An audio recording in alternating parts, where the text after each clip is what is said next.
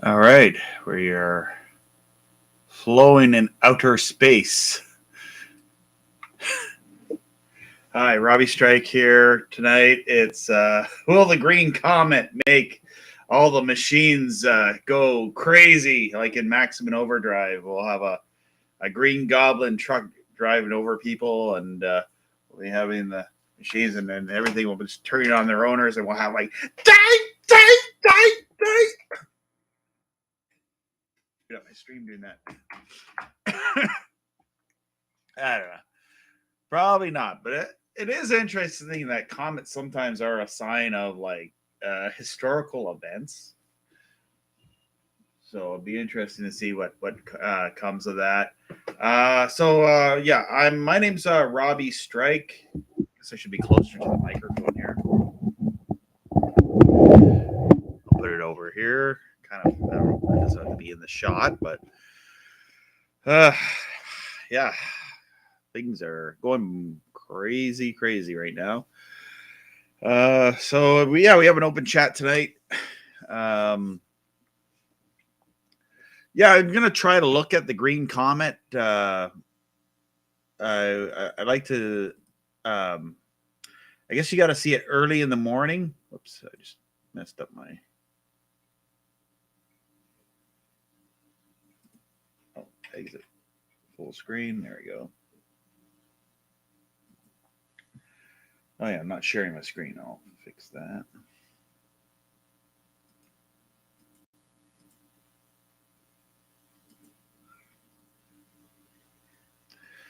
Now let's go rid of this.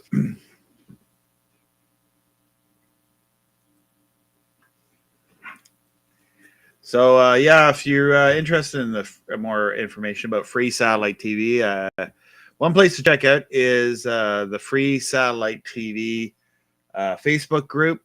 There's also a group over on Discord. I don't know if I have a link in there. If you go to the bottom of my flow page or all my links, you'll find a link to invite into the Discord server. Don't have Discord up tonight, but tomorrow, it's Saturday night. I was hoping we could do like a little Discord chat, and maybe the chat will stream it live on Rumble. I want to play around with OBS and do some stuff with that.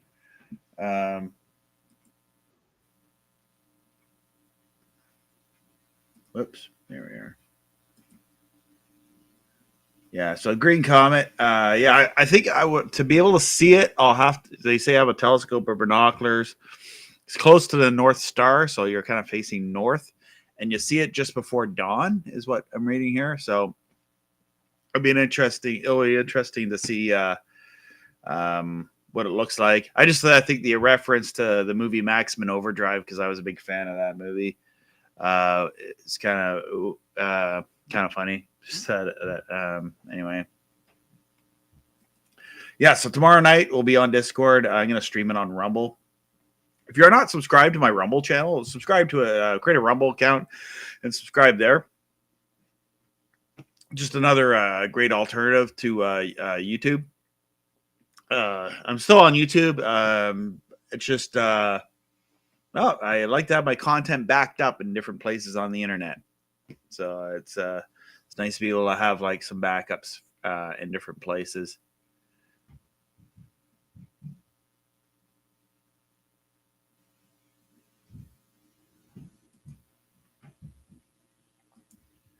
Yeah, there's the IBDM of Maximum Overdrive. That movie came out in '86.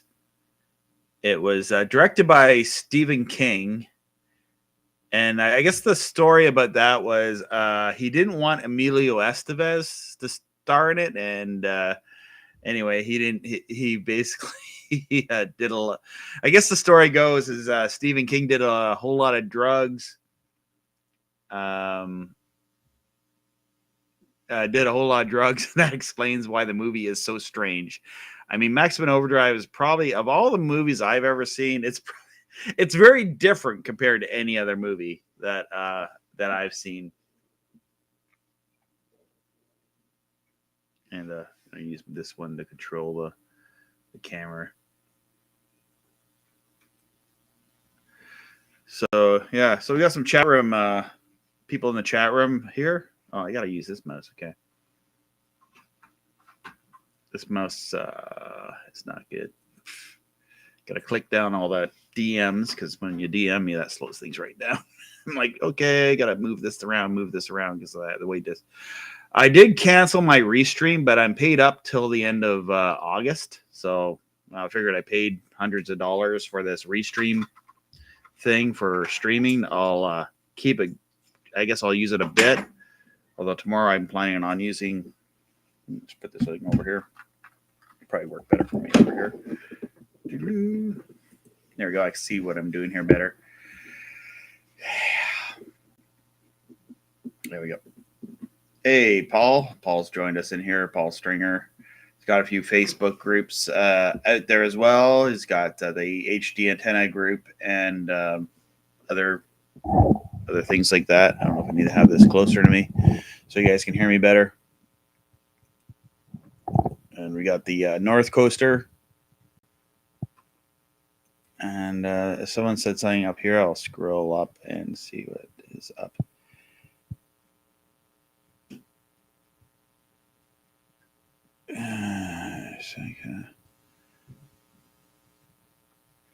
Did I point my antennas at the balloon?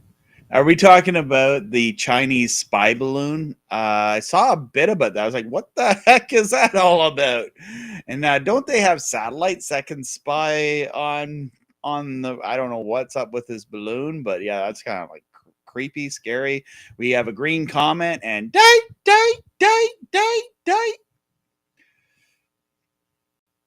It's going to make the steamrollers chase after people. And we got Kevin in here. How's it going? Yeah, so it's like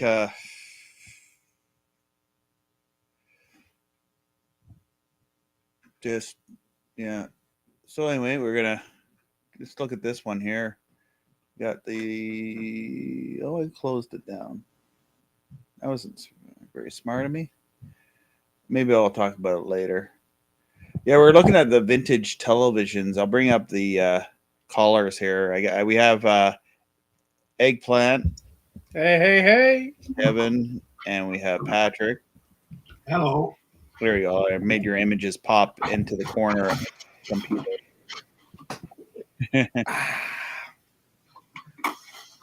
Pepsi, please don't hate me. Did you see the video about my satellite on the river? Is that where you had your free to air? Yes, CJP. Yeah, you posted it in the Discord. So you had like free to air going in your car down by the river there. Yeah. So yeah. Oh yeah. So we saw this screen TV. Check out this. If you want to go on eBay right now and buy this super rare vintage tri-screen 19-inch color 1981 local pickup only for $3,200. Now, if you got that kind of money, you might even want to buy that big volleyball satellite dish that they've been selling on eBay for a long time. I would love to have that TV, but I don't have $3,000. No, it's a little pricey. Although it doesn't show. It shows the Lion King. Oh, here, maybe. Oh, it's got a video of it going. Okay. Oh, wait. Okay, I'm gonna close that. I don't want to get copyright. I just want to show you a picture of it, like kind of all three going. It's a Sampo. A Sampo? What the heck? Sampo. It's probably one of those like budget one you would get like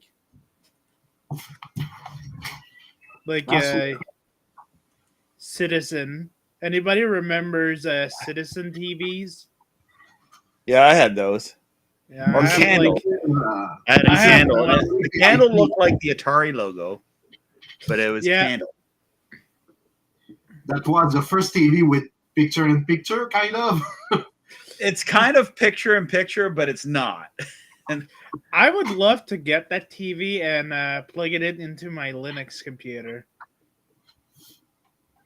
I think the guy who will like this is actually a television producer. You know, he's kind of used of having many monitors at the same place. I got 3 going right now. It's one thing. One thing I picked up on eBay this week was. I'm just gonna. Click that button. There we go. Okay, is this going to make the stream go nuts here? But I actually picked this. To me, it's a good deal. I don't know what it is. Everyone has like a lot. Everyone seems to have a lot more money than me. This Think Center I picked up on eBay. It's an i7, although it looks like it had Windows 8 on it, so it's going back a few years. And I'm running Windows 10 on that, and I was gonna set it up for the church's live stream so that I can have like my own computer that I could leave there and not bring my own in for making sure I launch the YouTube stream and all that. I bought on eBay last month a you got a cat. We have Kurt joining us, although Kurt's here. I'll put Kurt in the corner there. Kurt, he wants to turn his camera on or voice in. Hi, Kurt. Hello, Kurt. Hello. Ken says, I don't know if I got my mouse here. Yeah. So it's supported till 2025 for Windows 10. I mean, they would have to, because there's a lot of computers that are like not going to upgrade to Windows 11, and also you can just put Ubuntu or something like that. Yeah, I was you know what I'm trying that. out? I've switched over. I switched over to if you can see what I'm using here. I'm using Kubuntu. Oh yes, Kubuntu. I got Kubuntu on my computer now, and it's I'm happy with that. I mean, at first, I was trying to get No Machine to work on it. I was like, crap, No Machine's not connecting and sharing its service, so I can sit on my laptop upstairs. Because if you're in North America, it's freezing cold right now, right? Like in Canada, it's like minus 25 or whatever. 33. 23? Oh, yeah. And even worse in Quebec. 33. There's even risk of getting frostbites. Oh, yeah? Yeah. Here. Let's look up C-band satellite dishes on. I want there what to I move switched my to C-band dish right now. You type in C-band satellite dish in eBay. See what. No, okay. These are what I tell you not to buy. I'd love to have the room, like I don't have any space in my yard, but I would love to like set up one of these I guess single satellite. They're not pole mounts, you know. Or polar mounts. How big are they actually? I wonder. Yeah, they come in pie shape. Want one. They always have these on eBay, but I've never seen anyone use them, and then they're not like. I think you're just going to be able to point at one satellite at a time per setup. Yeah. You'd have to take it down and configure it to be able to get multiple satellites with these. They always have those on eBay, probably because they haven't sold them. No one wanted them. There we go. 125,000. It's still there. Yes, it's still there. But did you see the panels, the C-band panels? We got $600 for that. My God. Imagine the wind that we've had this week, and then this thing blowing away. You will lose your connection immediately. Somehow it made me think of the old movie with Woody Allen. I don't know why. I know the guy that is selling this is like the guy that's bad mouthing me on satellite, guys. He did? No, just okay. Wait a minute. So there's somebody bad mouthing you? Oh, just on some of the forums, there's always people. Oh yeah. they got problems. You know, when you do stuff online, or you're gonna deal with trolls all the time. I mean, I have people on Discord hating me Oh yeah, for nothing that I did. Eating or eating you? Well, it's a long story. It's not something I should discuss here because there's involved a lot of swearing. Let's just say the guy called me an idiot, and because I told him something. We're all the alien of someone else, you know. So Yeah. whatever. yeah. I could go over any satellite news. I don't see anything, and I don't have anyone here that has. I don't know if anyone in the chat room if there's anything. I think last time I did a stream, I talked about how PBS moved to Galaxy 16, which is over on 99 West on KU band. I think it's still there. I don't really watch PBS that much, but I flipped over. If I was like 8, I would probably watch it because it has PBS Kids. Yeah, that's what I used to watch as a kid. Yeah, because there was nothing else good on TV, so I would watch PBS Kids. I think we discussed that in one of the live stream. There's a bunch of removed channels here over on. We could look over here, I guess. What is this one? What is this one? The one you have pointed at the blue logo. Okay, I thought it was like the R. I thought that was like an inverted S. No, I think it's in Spanish. W. Yeah, nothing much. This is my go-to for channels now. I used to go over to Rick's, and it's probably still a good place to go. Is over at Rick's Wild Feeds, and I looked up for any new feeds there. So you just do a Google search. Is there any new feed? I'm watching the ad. Is it the go-to for LNB? Those red ones. Oh, the LNB that's in there. They have them over at Tech 2000. Is it Tech 2000? Yeah, they have. But everyone's selling like LNBs with 5G filters. Maybe that's a scam because the FCC sold Spectrum to C-band Spectrum, but they're not really using it yet, are they? I mean, to be honest, there's no cell phones. There's no cell phones that just magically were ready for a C-band reception, right? Like, I don't know. I mean, for me, 5G is a scam because I don't really get 5G that much. I have a 5G phone. I have my Nokia X1000 right here, and it's a 5G phone. Most of the time I don't even get 5G. It's 4G I get, and then. Yeah, but it doesn't mean the same thing, you know, on C-band and on your phone and on Wi-Fi. Yeah, different frequency. It's just marketing, you know. Yeah. It does. It in itself, it doesn't mean It means nothing, you know.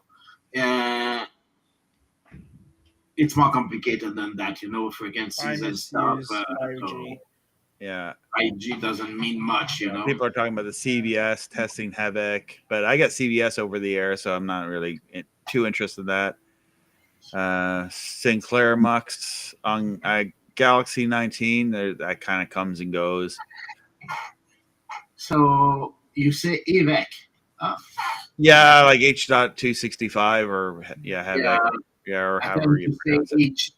HEVC, but okay.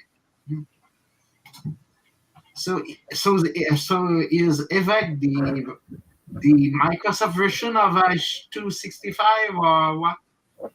No, I think it's the same thing. Same. About the same. Okay. Yeah, I don't really see much that interests me in here. What was it? Is anyone saying anything in the comments here? Oh, if you have questions, Paul Steer says Primus use 5G. Primus is what exactly? It's a cellular phone provider, or? Yeah, I guess they have Primus in Canada, or they did have Primus in Canada. I don't know if it's still there or not. I can look that up. I can Google it for you. Yeah. Primus. That does ring a bell to me. Yeah, but it's not Bell, you know. So not funny. You know, we used to have Bill at home. We quickly switched over. Yeah, I do have Bell for my fiber, and one of my I used to have eBuds, but eBuds they didn't want to. They said they were not able to use the fiber.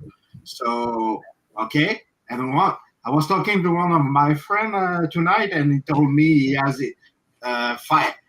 He has eBuds with fiber. So my God. No, I thought Primus was just a internet provider. I'm looking over at this screen. Their phone and internet. I don't know if they have TV because the company I use has TV packages. But That's just what I use for. I wonder what their prices are. Up to 1 gigabyte download speeds. Well, is that bundled? So they can use fiber. Okay. Yeah, but it also you got to enter in your area. Primus.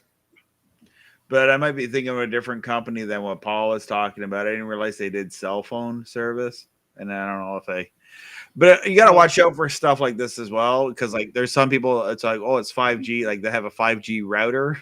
You know, it's a different thing. Yeah, they have 5G routers. Mm-hmm. I mean, that's for internet.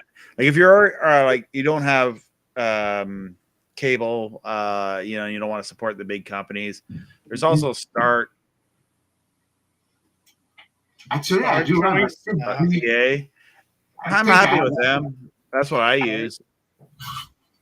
And they actually do have TV packages, but I don't even have their TV because I don't care about this.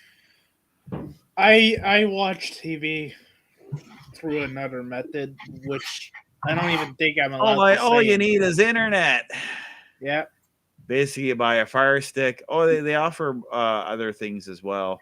I don't know if they offer Roku as well, but basically, they have all the Canadian TV. I tried to watch Canadian TV. I mean, $20 a month. That's not too bad. Is this for TV? Yeah. Well, for basic. Let's look at their like premium $90 a month thing, and we'll see what channels they have. I mean, really, it's not a huge like CTV2, like, and they put CTV2 multiple times here. You get. Who cares? I don't care about You can watch Doctor Who on CTV2. Look, they got CBC logo, CBC logo. Yeah, great. Maybe one of them is 138 channels of repeats, and they basically they're mini to that. Yeah. I mean, you get MTV, MTV2, and E Entertainment just to get your suffering even more. Obviously, ECTV is the French ABC. They changed about 10 years ago, and I think they changed their name. It's so stupid. It's like you said, Air CBC. So it's the if you just want internet, I like that for for that reason. Yeah, it just doesn't seem like my mother just. I was hoping that they would have more options. I don't know. I mean, I probably still never pay for it. I don't pay for internet. I live at my mother's place, so she pays the internet. Although they're kind of behind the times with with Primus. Primus was offering 1 gigabyte, and they're still at 300 megabytes is their major. Damn. I think that Brandon have a point somehow. Before MTV was the internet of today, for the young one. Yeah. It's true that back in my day, if you want to see something cool, there was no internet, so you got to go to MTV or. We did not have MTV in Canada, I think.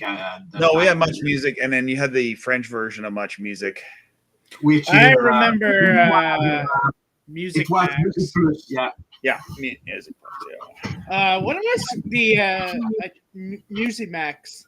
That was called enough score of Music Plus, and back in the day where they were starting to not show actual clips, they left more classic and old guy clips to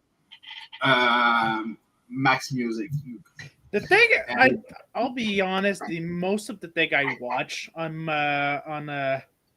those music TV channels was like Pimp My Ride and Jackass as a kid. So yeah, anybody remembers Pimp My Ride?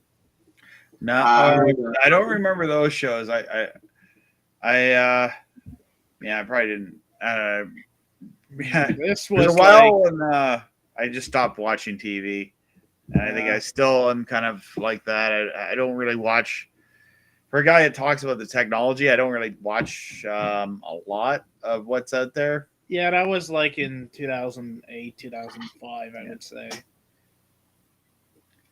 no, back in the day, I was watching television in French, so I'm not following how many of the shows you're talking about back then. I watch both language because I'm by law. I'm like, Now I don't watch Quebec television anymore.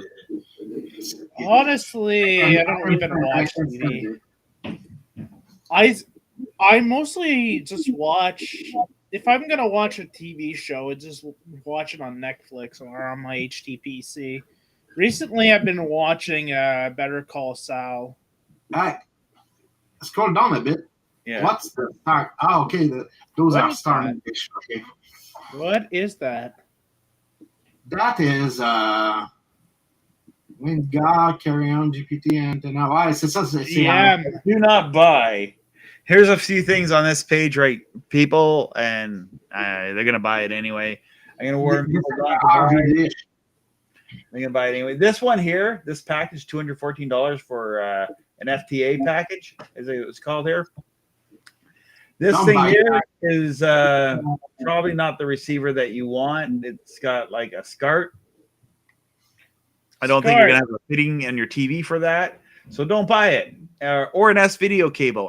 Your TV probably doesn't even have an S video. I have an S video port. I know you do, but But you're forgetting something. It's an old receiver. It's also an old receiver, by the way. yeah, it's just an old receiver, and I don't even. It doesn't even say that it does MPEG 4. Yeah. So that's a joke. because I think it's better off if you're looking for a dish, just to buy like an Amico and then like buy a dish separately from a different seller. It's probably. I'm over checked the RF plug on the cable. Isn't that a PAL machine? Like SCART? Isn't it that like PAL? You gotta switch it back to NTNC, but you need something to see to be able to. Well, the thing is, a lot of free-to-air receivers will do PAL and NTSC, like even the older. Will do PAL first, so you need some way to watch PAL, so you can switch it to NTSC. You know. So perfection at last, and NTSC never the same color as they say. Don't buy a DirecTV dish. Just buy one of these round, and not the 33, but I try to get at least the 36-inch dish for free to air. Don't buy this thing. Don't waste your money on this. What is that actually? It's like supposed to be for. I think it's mainly for Dish Network. It's for RV also. Yeah, it's like an RV dish. It will automatically find. Yeah, right.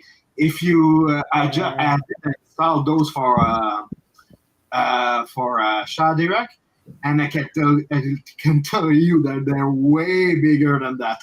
Yeah, well, I think this person bought one thinking it would work, and now it's on eBay. At this point, a shovel would do. You take a shovel and a LNB in front, and it's gonna be the same. You're gonna have the same result, you know. This is good because I'm looking for a dish. I'm planning on buying a dish and shove it in front of a shovel. It's gonna work.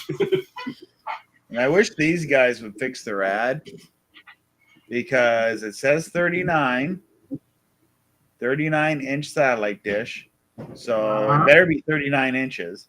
Although I think someone was complaining to me about this, but I think it is 39 from top to bottom, but then it's like 33 or 36 diagonally.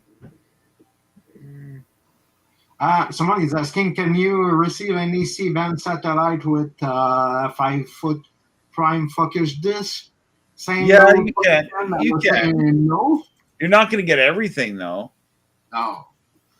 Like you're gonna get some, and a Shaw Direct dish will work. And if you're in Canada, I mean, you can almost get those things for nothing. Like just look around, and if someone's offering like even like if they want, well, like this here, someone's asking $72 for one. You know, try to bring it down. Yeah. Or you can find them in the trash like I did. Or yeah, you will find them in the trash if you look and you're patient. Like you'll find, people toss them. Roofing companies get them, and there's a lot of them on people's houses, and they're not even using Shaw anymore. They've canceled their Shaw from years ago. If you're willing to get up, or if it's in a place where it's safe enough to get to, don't get it if it's not safe, of course. Like there's tons of them out in the wild. So nowadays there's only one place when they're gonna use that is where there's no cable. Far back, like your best option, like you got to understand what we're doing with free satellite TV is we're in it for the hobby end of it. We're not really.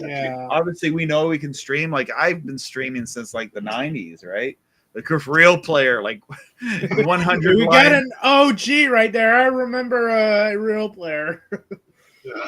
Remember when we used to listen to radio on real audio. I remember watching WWE video clips. I got visitors down here. It's not my balloon. People asking me about the balloon. It's not mine. Is it flying over Canada? There was like a live stream where they were tracking the balloon and covering that. What is this balloon thing I keep hearing about? Well, it was a Chinese spy balloon or something like that was flying over the U.S. And China. Okay, I'm gonna get banned here. Oh, China. If you want to be banned, use the word China. Thanks, Patrick, for getting me banned. Just demonetize this video. I don't Patrick. Robbie. Maybe next week.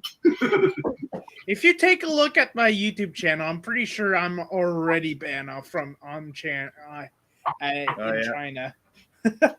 I like your John Cena belt you got hanging up on the wall there. I got that like 2008, I believe, when the WWE was like at Ottawa. You're in Ottawa. I got into a few. I don't know if I went to that show. I went to a few of them. I don't remember, but it was when it was called the Scotiabank Center. Scotiabank. Was it Scotia? Because now it's Canadian Tire Center in Ottawa. Yeah. And it used to be the Corral Center. I still call it the Corral Center in Ottawa because it changed names. That's what happens with all these big stadiums. And I still call it the Scotiabank. What was it before Corral? It was for a few weeks when they first built it. It was the Ottawa Palladium, or is the Palladium. That's what it's known as, the Palladium. That's why the road to drive out there is called Palladium Drive. Is it still called the Canadian Center? Canadian it's still called. No, it's called the Canadian Center. Last time I checked. Canadian Tire Center. Or maybe it's no longer Canadian Tire Center. I remember it was called Scotiabank Place. Yeah. Oh. There's a funny question here. What do you mean by the UHF VHF combiner?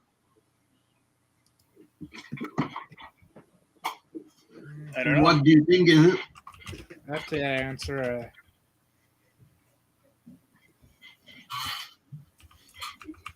Just a second. I have to answer a Discord question. Hey, Patrick, how's it going? Oh, Patrick is there. Hello, Patrick. Hey, Patrick. Hey, guys, can you hear me? Yeah. Okay, I wasn't sure if my mic was working. Yeah, you're up there. I think Kurt Right was on. Your radio voice. Okay. Yeah. Okay, I'm back for good now. I got the big desktop going. Nice. Okay, yeah. Yeah, that question that Brandon had about the UHF VHF combiner. Yeah, I wonder if he's trying to combine two antennas, maybe a UHF and a VHF antenna, or just two TV antennas. You can use like a diplexer or just a simple maybe AB the switch. combiner, Even. because my UHF antenna is different direction than my VHF. Oh, that could be one of you. I can have. They do have combiners. I don't know how well they work though.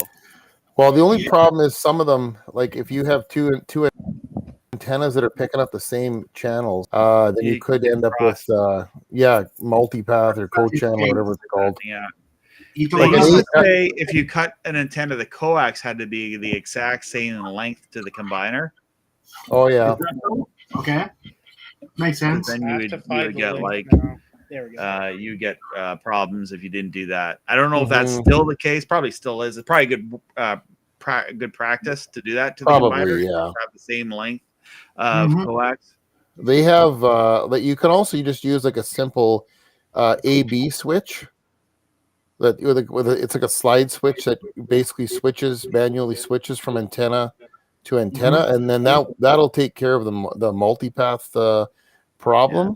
But it's not very convenient. I mean, they have expensive combined, like Televis makes some expensive combiners that eliminate that automatically. But I mean, it depends what you do. So, Patrick, you're telling us that you're gonna have a multipath even if the antenna is not pointed at the same place. Is it what you say? Well, what I mean is like if let's say you have two antennas connected into one cable, and if both antennas are picking up the same, like say they're both picking up, RF channel 9 or something, you might get some cancellation. When they're multipath, basically, Okay. It'll cancel out the signal. So unless you can somehow like isolate those signals, like I said, through either using a switch or a more expensive like so you need a band splitter that will somehow. You need you could use a diplexer, but again, a diplexer automatically combines them, but it also you could have multipath unless you're using like a more expensive combiner that will eliminate that. Yeah, exactly. But I mean, again, it depends. Like the simplest way is probably an A switch. So unless you're using if you're using like a UHF only antenna and a VHF only, then they're going to be picking up their own discrete frequencies. Then you might not have that problem. Right. Mm-hmm. Yeah, you can end up somehow with attenuation. Is what you mean. I'd like to experiment with some antennas, and I'm trying to pick the best situation. And I was wondering, like, should I go with the route of putting like a tripod, like something where I can get access to the antennas, to test different antennas on the height above my roof line. Which means I have to go up on the roof. Robbie, have you tried like a TV antenna, like not ground level, but have you tried something that you can like access, like, I don't know, 10 or 12 feet up, like instead of putting it on the tower? Or pretty much where I'm at, the tower makes a big difference of getting like about 20 more channels, of having it like about 10 feet above the house. Okay. Yeah. Once it's lower, I lose like 20 channels. But I get it up about 10 feet above the house. Yeah. I'm probably going to get about 20 channels. Okay. Have you thought about like have you tried a bigger antenna lower down? Not yet. No. The antenna I'm using, it's a smaller antenna. But I do want to upgrade to a bigger antenna and probably, spend the money on a really good one. I was looking for a sponsor. Some of the companies to sponsor me to send one that's a directional deep fringe UHF Yagi. because that's kind of what Yeah. I need in my area. And then people sent me like flat antennas, but that's not going to cut Okay. it where I'm at. Yeah, I need probably. Speaking of If you had one of antennas- those, like Televis makes some nice UHF antennas. Yeah. They're what the heck's it called? The Adapt Boss. That one's Yeah. that's a nice antenna. Apparently, it's like amazing for UHF. I can't test that in my area, but they got My the area was really built-in preamp good as well. to Eh? test it out because even with my Yeah. little antenna, I'm Right. getting a ton of UHF channels. Oh Speaking yeah, of for an sure. antenna, my uncle is trying to get I'm trying to get myself like an outdoor antenna, but I don't know which one is good for I don't know which one is good. Is there any recommendation? Depends what you get in your area. How many where are you, near Montreal or? Well, no, In the Kevin's middle. near Ottawa, Yeah, and I do Okay. know for a fact that the channels there, like in the Ottawa area, he'd probably get like a lot of channels out of Ottawa, are UHF. So there's a lot of UHF. They've moved channels that were on VHF to UHF. Okay. They've recently done a repack of a bunch of channels there because my parents' house, I set up an antenna there. Yeah. And I set up one of the bow tie antennas, and I kind of regret buying a bow tie antenna for them because I think a lot of channels would work better with a directional Yagi. Oh yeah. Could Kevin, where you are, can you would you be able to pick up channels from across the border or? No. Okay. Oh, I only get the most I have gone is probably 11 channels. What do you have? Do you have like an indoor antenna you're using right now? Yeah, or? I'm using like a flat one. Okay. The one that is powered. Is it next to the window? Yeah, exactly this one. But I have heard like the cheap one that looks like a 1950s antenna aren't really good. It depends where you are. I mean, like if you want like a little directional Yagi, RCA has a nice little directional Yagi that works well. I mean, it depends where you are, and I mean also. I'll be honest, I just want to get too, like the Canadian channels. Because on IPTV, I can't get any of them. Yeah. Well, even from where your location, if you got like that RCA antenna and you got it inside and you got it set up in their perfect position. And what I recommend for you, if you're able to do it, is get like either pipe or masting. Mm-hmm. And the nice thing with masting is you attach it to your house and you can move the antenna around as you need it to be moved around. Yeah. And most of the time you don't need to move the antenna a lot. Like my area, it does help that I have a motor on my antenna because sometimes it's I can aim at a few degrees, and it's only like a few degrees, and then channels just come in on a lot better. Mm-hmm. It all depends on the area you're located in, because I can get in Kingston, I can get Syracuse, New York, and I can get Rochester, New York, but I have to put the antenna in different directions to be able to pick up those stations. And okay, I just wanted to segue into this. So I'd like to thank the 2 people that are on my Patreons that have supported my channel. I would like to spend some money, maybe buy an antenna, and I'll review it. Because those Televis bosses are like $200 when the WindGuard antennas are like $100. And well, I was gonna say, that little Yagi RCA. And I'd love to compare the both of them. Like I'd love to be in the position of where, for my area, compare like a WindGuard to a. Isn't that what an antenna man does? Yep. Anyone can do it. Hey, Robbie can do it too. Well, yeah. Robbie, no one has a monopoly on it. Like no one, like anyone wants. People are doing satellite videos, and I'm kind of glad of that because I see Donald Jones is doing some satellite videos, and I see that what's our buddy here in the chat room all the time here. Okay. See, Paul Stinger. No, where did he go? Oh, anyway, sorry, name escapes me now. He's doing videos. Good. Like, I'm hopeful that more people learn about this stuff and can play around with it. Because, like, the guy from England or Europe sometime. Yeah, there's a guy or the guy from Europe. There's Volker. Volker, yeah, and Yeah. I'm glad to see more Mhm. awareness of that. That was always my goal. Is I'd like to Yeah. see more awareness of free satellite TV. Yeah. And I'm glad that people are using the term that I came up with for it, free satellite TV, and not calling it free to air, because like free to air, a lot of people have associated that with piracy, like doing piracy with satellite, which is not. The definition of it means free to air, but it also was a confusing term. Honestly, free to air. Like honestly, I people don't call even over the air TV free to air. And then it's like, well, yeah, it kind of is, but free satellite TV is a little more clear on the term. Like it's the free We can channel. call it OTS over the satellite. So many people are not aware though that they're not even aware you can still use a TV Oh, antenna. got the classic, the head. The wife. Yeah, the wife. Yeah. Where did I put it? Where did I put mine? I don't Well, like this. I don't like this. Are you dead? Oh, your dog like it. I don't know where she went. Mine. I told you, it's just one more antenna and one more satellite dish, one more great big antenna. Say to her that you're gonna buy 50 Shades of Grey. Yeah.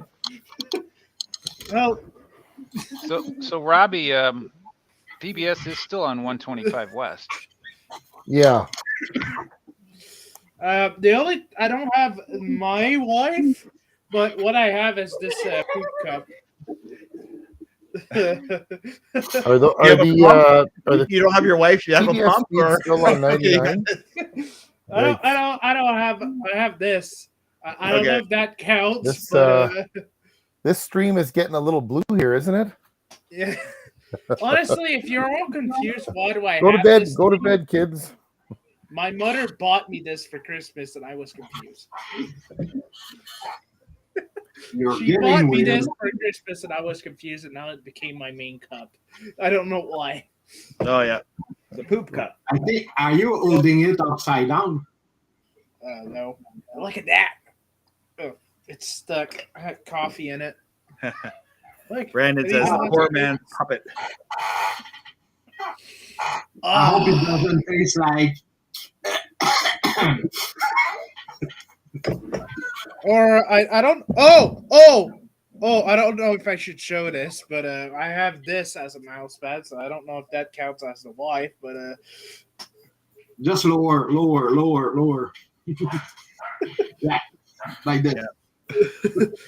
Yeah. Robbie, if you get demonetized, I am so sorry. It's No, not my fault. I think we're all. I mean, there's been a lot of problems with YouTube. Maybe the McMahons, when they sell the WWE, they'll buy YouTube from Google, and I don't know. I don't know. Stranger things would happen. Left WWE. Yeah, it'd be more like either Stephanie or Shane McMahon, because like if they sell the WWE, they got billions of dollars, and I'm an anime fan, so that's why I have this thing. it'll be interesting to see what happens with the McMahons and happens with the WWE. Yeah, I heard that they're trying to get the old talent. That's what I heard. Like Ric Flair, he's too old. I don't think he's gonna get in there. Imagine they trying to get Macho Man back in there. To dig him up. I don't think they'll Yeah. be able to do that. So someone said, Leaping sorry, we got into Lanny talking. Someone was saying Pablo died. I learned things in the comments here. Leaping Lanny? Yeah. Yeah, Leaping Lanny Poffo. That was the Macho Man's brother in real life. He passed away the other day. He passed away. I saw him up on YouTube. On Facebook. Oh, I have a fun fact for you guys. Did you know that Kane is now the mayor of a Texas town? Oh yeah, I follow him on Twitter. Oh yeah. Glenn Jacobs is the mayor of Knoxville, Tennessee. Honestly, if Kane is the mayor of my town, that would actually clean some shit up in my. No. I swear, sorry. I think he's a good mayor. I like Kane, and I don't know. He's kind of. I'm gonna retake that. I don't know. I don't want to It's get too gonna much. clear. Yeah, it's gonna clean a lot of mess in my town. My mayor isn't really good. The mayor in my town is really not good. Okay, yeah. Well, who has a good mayor, eh? lot of Yeah. areas are. Yeah, it's. Oh, So, Robbie, are you still able to get those PBS feeds in 99 or and what size dish are you using for I'm that? using a 4-footer. Okay, did you try them on a smaller dish? Because I tried them with a 33 and I can't. They won't scan in. InfoWars really? comes in, but not the PBS. I don't know if they're not at full power or what it is. Northcaster, did I hear you correctly? No, Infowars. They're on the same satellite, so Yeah, that's why I mentioned it. Whatever. Yeah, it's there. We're reporting on what's on there, whether YouTube likes it or not, I guess. I mean, I watch Infowars just because it's funny to see Alex Jones rage out. That's the only reason why I'm watching it. It's just so funny to see him rage out. Those PBS feeds, though, I wonder if they move those because if it's easier for people to pick them up generally because they're more, in the center of the arc. Yeah, they could be gone now. I'm not sure. I tweeted at I probably blew it for everyone. I tweeted at PBS this week and said, "Hey, are those channels going to stay there?" And I don't know. Maybe they're gone now. I don't know. Huh. I've never been able to pick them up at all. Oh, you can't? Oh, okay. Yeah, No, I I- chose Thursday afternoon. most of the channel are I don't going I to. can't a pick up anything bigger because dish I have or to what? fix something on my Well, I mean, dish. when I say I pick them up, I'm talking about the ones on 125 West. Oh yeah, those ones I can get no problem. I've got a Yeah. Shaw dish fixed at those. Those come in great, but I haven't been able to pick up the 99 West ones. Yeah, though. that's So and I don't know.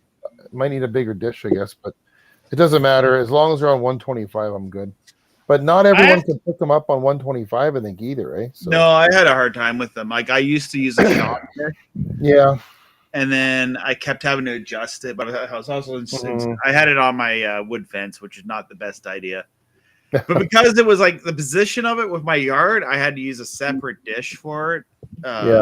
To and angle it differently than I would for the other satellites because it's Yeah.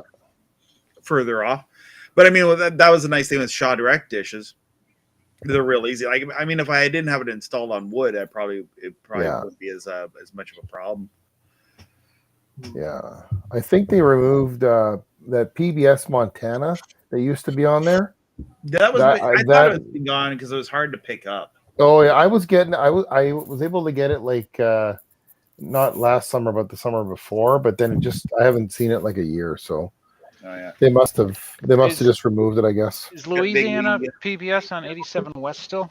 You know what? I don't know if it is or not, to be honest, because I had been able to pick that up in like a month, and usually it was reliable, eh? But I don't know what's going on there.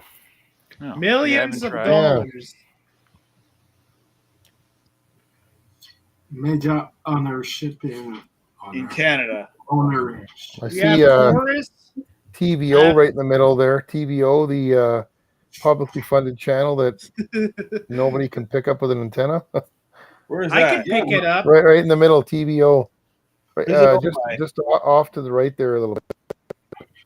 TVO right there, it's yeah. there all by itself, but it has like Yeah. it looks like it doesn't have a white connection to it because it's not. But then CBC, which is separate, Yeah. CBC is pretty much publicly funded. It's kind of like it's like the Canadian version. Well, these two are kind of like the Canadian version of PBS, but they're not. Like CBC has ads, and See, it's we not- can get It should be CBS and the fact that we should not pay with our taxes. Now we pay CBC with the taxes, and CBS is Anyway, crowdfunded, you know. The real question is, does anybody watch TBO? I TVO? do. I find some of their shows interesting, but I'd probably It's watch just it if it that came in better. I see, we do get it TBO. good here in Thunder Bay. We still get it over the air, but like it was maybe 5 years ago that the provincial government was going to take it off the air for everybody except Toronto. and there was a big online petition, like major backlash, and they canceled that, and they left it in the air, but it's available in select Ontario cities. So I get TVO though. can you pick it up in Kingston, Robbie? I was searching for it. Quebecor is there. Okay. I kind of can, but it's I gotta spin my antenna and lose all my American channels because it's no, that's no good. Yeah. Hold on. There, Region is still. See, we get a rebroadcast from Toronto up here of it. So this is probably oldest because it still shows Show Me up on here, which Vision is still a thing. Vision, that's still a thing. Is still a thing. Yeah, that's a cable channel still. Yeah. Yeah. Oh my god, I haven't heard that in years. Yeah.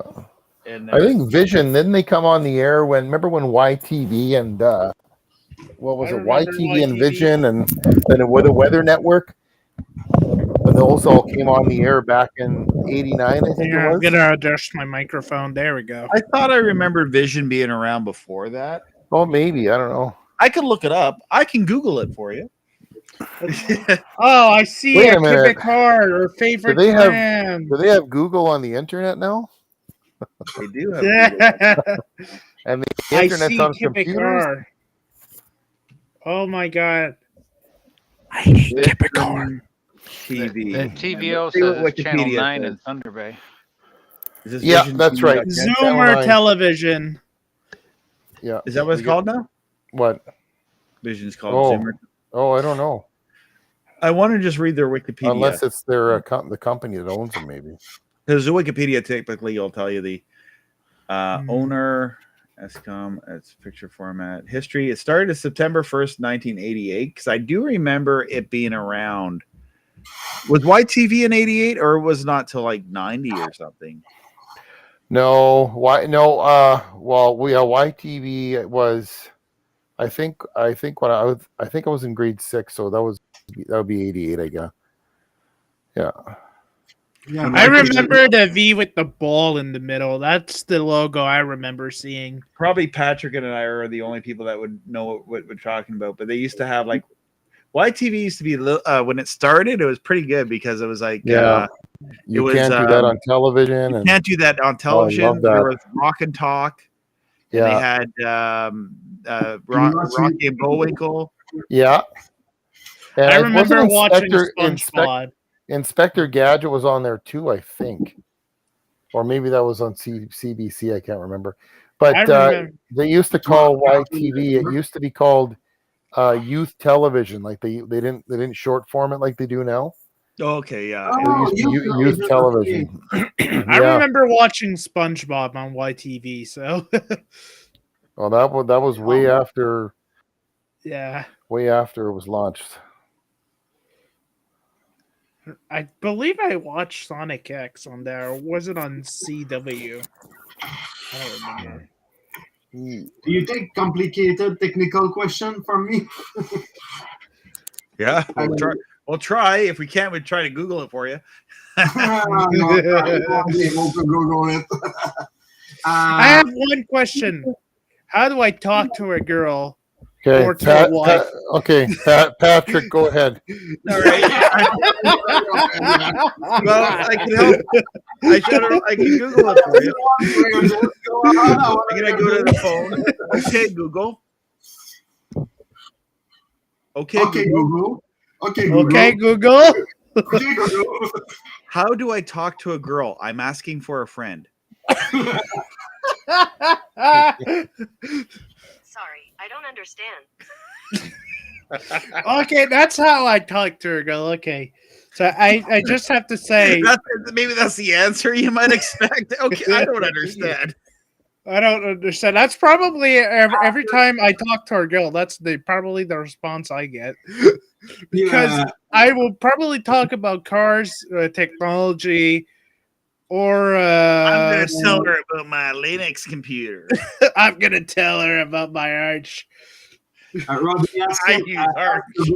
you know how you pick up a girl, you just go that like that and you say, "Hey girl, you Want Ask, a gnome with me? I'm what sorry, happened to our 9,000? You gotta have a special answer for that if you ask her what happened to Al 9,000. What happened? I think he's still in orbit around They Jupiter. program a specialty answer for that. I would ask to a girl, what is Windows? How about technical question time? That's the new Okay, segment. that's me. Good. It's technical question time. Yeah. I lost all my satellite. Okay. The signal's still the same even if I move the dish. So what I did is hook up directly to the LNB. I have two cables going to the LNB. No one are working. And when I check for the spectrum analyzer, which show the values that shows each and every transponder, they kind of never move. But if I do remove the cable, it will show as going down from let's say minus 45 dB to 95. So it's working. I have signal, but I have no transponder anywhere on the arc. So I'm kind of lost here. Why? Is it since the cold weather? No, it's not related to the cold weather, but because it's been like that for 2 months. So 2 months, okay. You still have the multi-switch on there? I removed the multi-switch. It didn't. It did that with the multi-switch, so I removed the multi-switch. Same thing. You try a different cable? No, but I have two cables going there, so I presume at least one is working. Because when I remove the cable, the signal is going down. So one thing I would suggest is power down one of your receivers. Just maybe it's causing an issue somehow. Sending the only one receiver. Only one powered up. Okay, yeah. I'd say disconnect one, but really you just need, like, if you got two receivers, just power down one of them. Make sure it's not sending extra voltage in by accident or something. But what size dish is this? C-band dish. 10-footer, right? Yeah, 10-footer. Yeah. So would it be hard to even just turn it from right to left, or is it pretty well set? I mean the pole itself.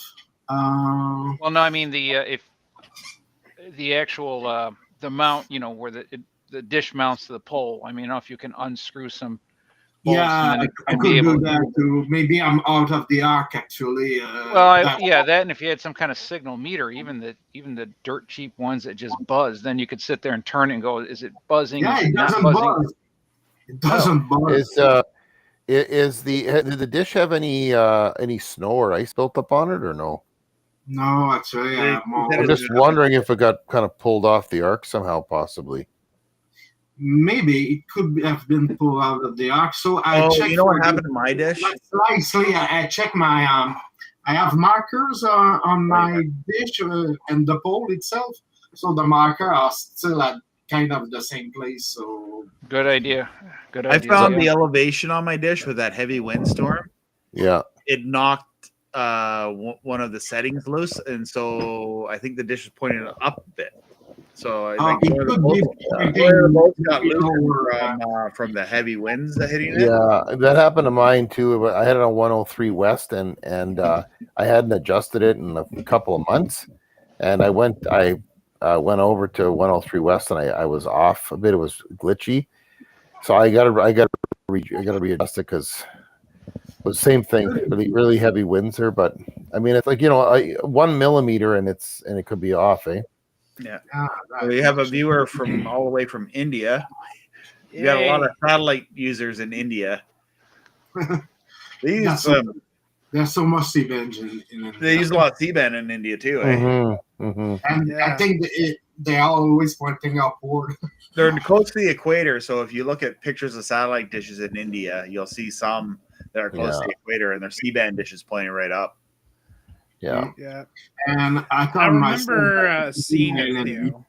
So I remember seeing a video where somebody was like near a power line, and he made like something to watch TV. on the borderline. Yeah, like he was like in the background you could see like a power line, but he made like a circle and he was able to get TV. Something like that. I don't remember. He was probably get some residual Yeah. power from the line, but not the television itself. Yeah. And that's quite dangerous, by the way. Don't do that. Don't do that. To get electricity from induction, that's a bad idea. Actually, I do remember like he was inside and he made like a circle with the cable, and he was able to get TV with that. But he like mentioned the power line in the back. Like I don't know. Was probably some kind of analog signal. Yeah, that's what I'm thinking too. Unencrypted, and they kind of just bleeds out. I want to go with the record. I miss analog. I think Tech 2000 still may have some C-band dishes in stock. Yeah, I heard about that. That they some time ago they told us that was over, but now it seems like they still send them. So not sure. I should shoot them an email and see if how things are going. And but if have you seen any dish? I have many to sell. I have about I still own 4 or 5 other C-band dish to sell. By the way, I haven't seen a lot of stuff on online ads and all that, like Kijiji and everything. Haven't seen much at all in the way of satellites. Maybe just because it's winter, but then you get people that want $150 for a MPEG-2 receiver and an 18-inch dish or something. I mean, I found those receivers in like a thrift store for like $2. Yeah, don't buy them especially because they don't even have the remotes. Yeah, don't waste your money on those. Yeah, I bought something else. Don't buy them. The thing is, you may as well just get like a receiver on eBay or Amazon and it's brand new. I have a receiver. Even for under $100, you can get like an Android TV box. I don't know how good they are. What do you have, Eggplant? You have something you said. Yeah. Is that one that starts with a K and it was like $35 or $40 or something? Yeah, that one. Oh, Colquitt? Yep. Yeah. But the problem is, I think my satellite dish is broken or shot. What kind of dish is it? It's just a Shaw dish. Oh. But I don't have like the satellite finder, so I have to get that. Yeah, maybe and like I said, even if you just get a cheap, even the $20, whatever they are in Canada, the $15 ones that just buzz, at least you'll be able to say, oh, I'm on something, and then scan. And then of course the app, there's a couple phone apps that they'll show a map of where you're at and say, oh, we'll point it generally over here. So at least some receivers also have they have a little buzzer built in to the receiver. You got to find it somewhere in the menu and turn it on, and then when you go into the installation menu, you just turn the TV volume up and you can hear it. It'll kind of start off with like a slow like beep beep beep, and then as you get closer it'll kind of be beep beep beep like that. But so that's another option too. But you get people have to remember too that when you're pointing a satellite dish, like it's not like pointing an antenna. Like you're pointing a dish trying to basically find a little pencil wide beam of signal, Yeah. So that's why it's really precise too.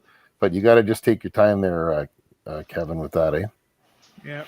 I was helping a friend out, and I said, "Oh, you can probably get 125 west of PBS stations." Mm-hmm.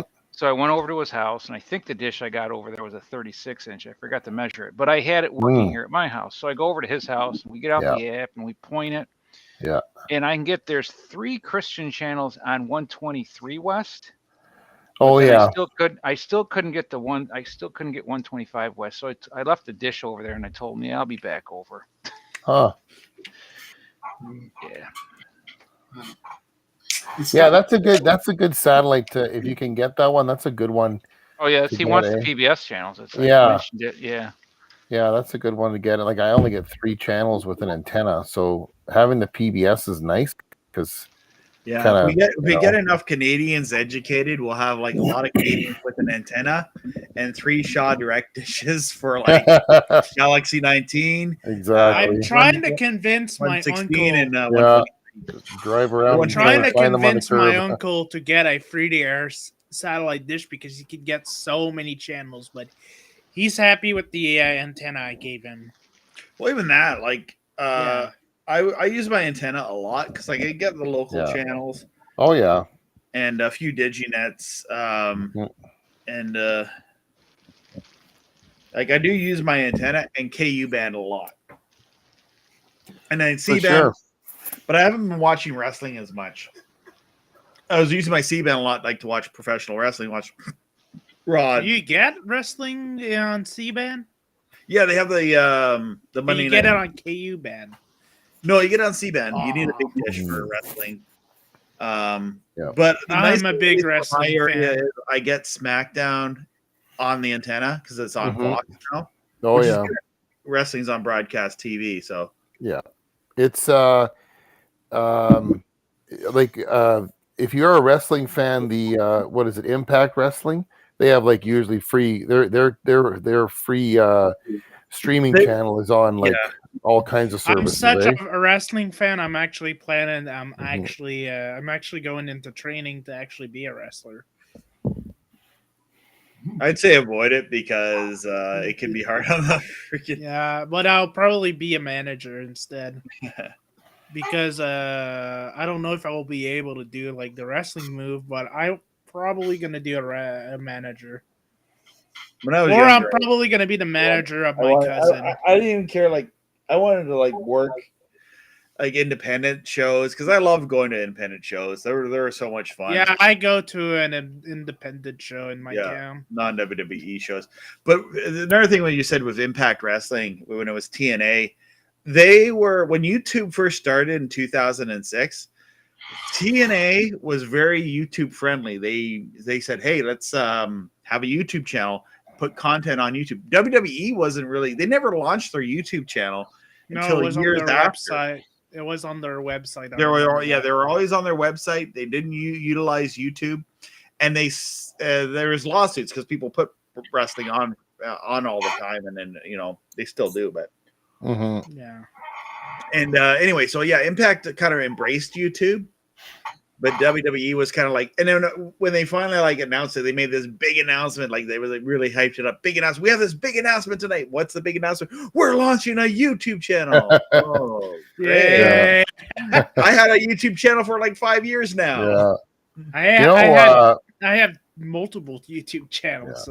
Yeah. And one that failed miserably. I've been on YouTube since 2006. Like there is a lot of good free streaming out there too. Like I've been enjoying that Pluto TV here in Canada now that we have it. It's nice. Yeah, it's not bad. I haven't checked out Pluto TV. I use the legally obtained IPTV playlist.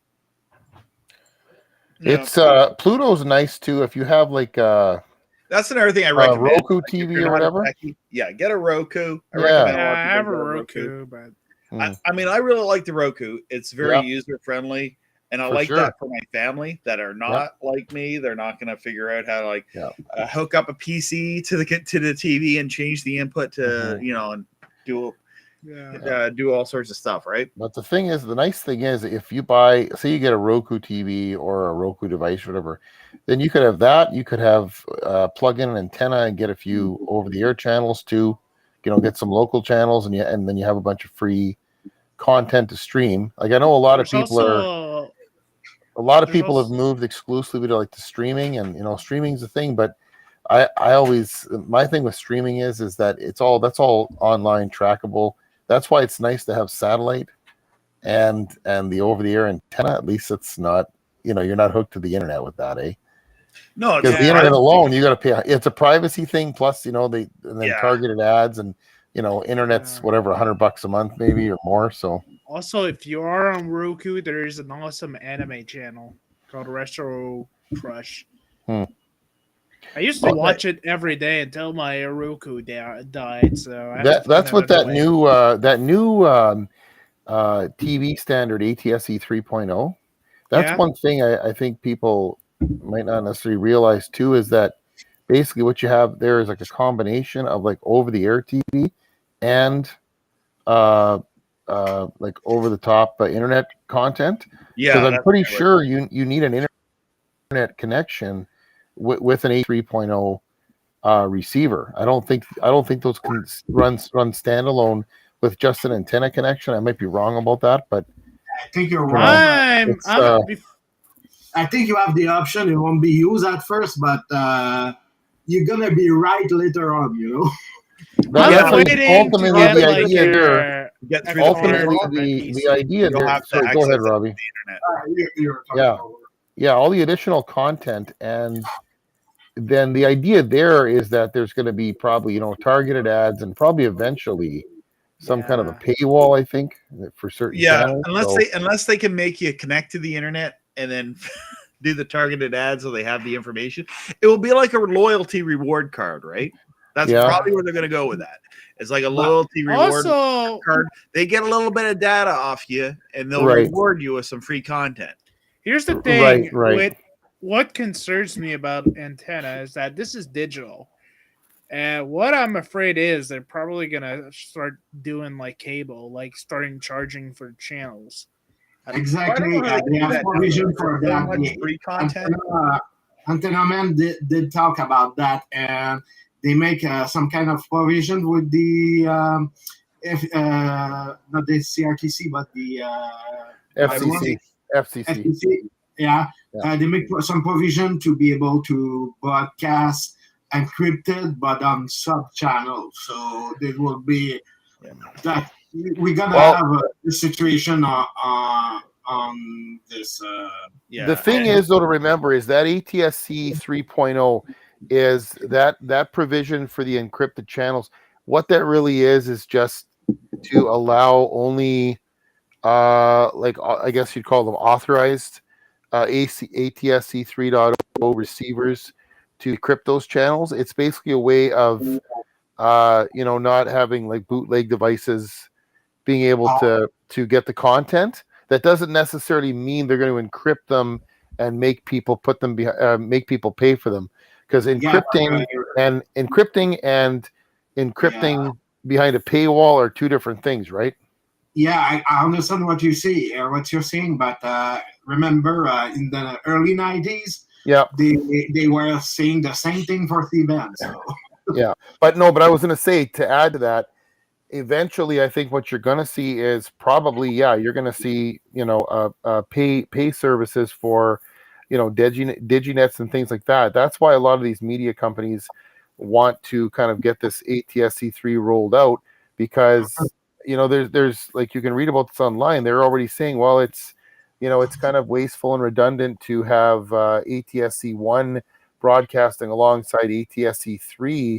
Well, the reason they want to do that is because then they can put it behind encryption or possibly paywall or whatever, and I think they're only obligated by law to provide the .1 signal of their main channel, like NBC or whatever. So the fact that people are getting diginets is really like, it's kind of a bonus. I mean, I think they should just let them have them, but I'm just saying eventually they could definitely use that to monetize a lot of stuff. Yeah, we cut the cable, so you got the other cut. Mm-hmm. Well, I'd like to try ATS 3.0, but those tuners, at least in the US, they're still over $200, and I'm like, Yeah. no, Yeah, I'm waiting. not- I'm waiting. No, Yeah, it's not where it's at the point yet where it's like what's supposed to happen. Another thing with ATSC3 is it's going to work with cell phones. So Yes. but cell phones, like, they're not really running out to put like cell phones with tuners, like a selling feature No. of an ATSC3 tuner in it.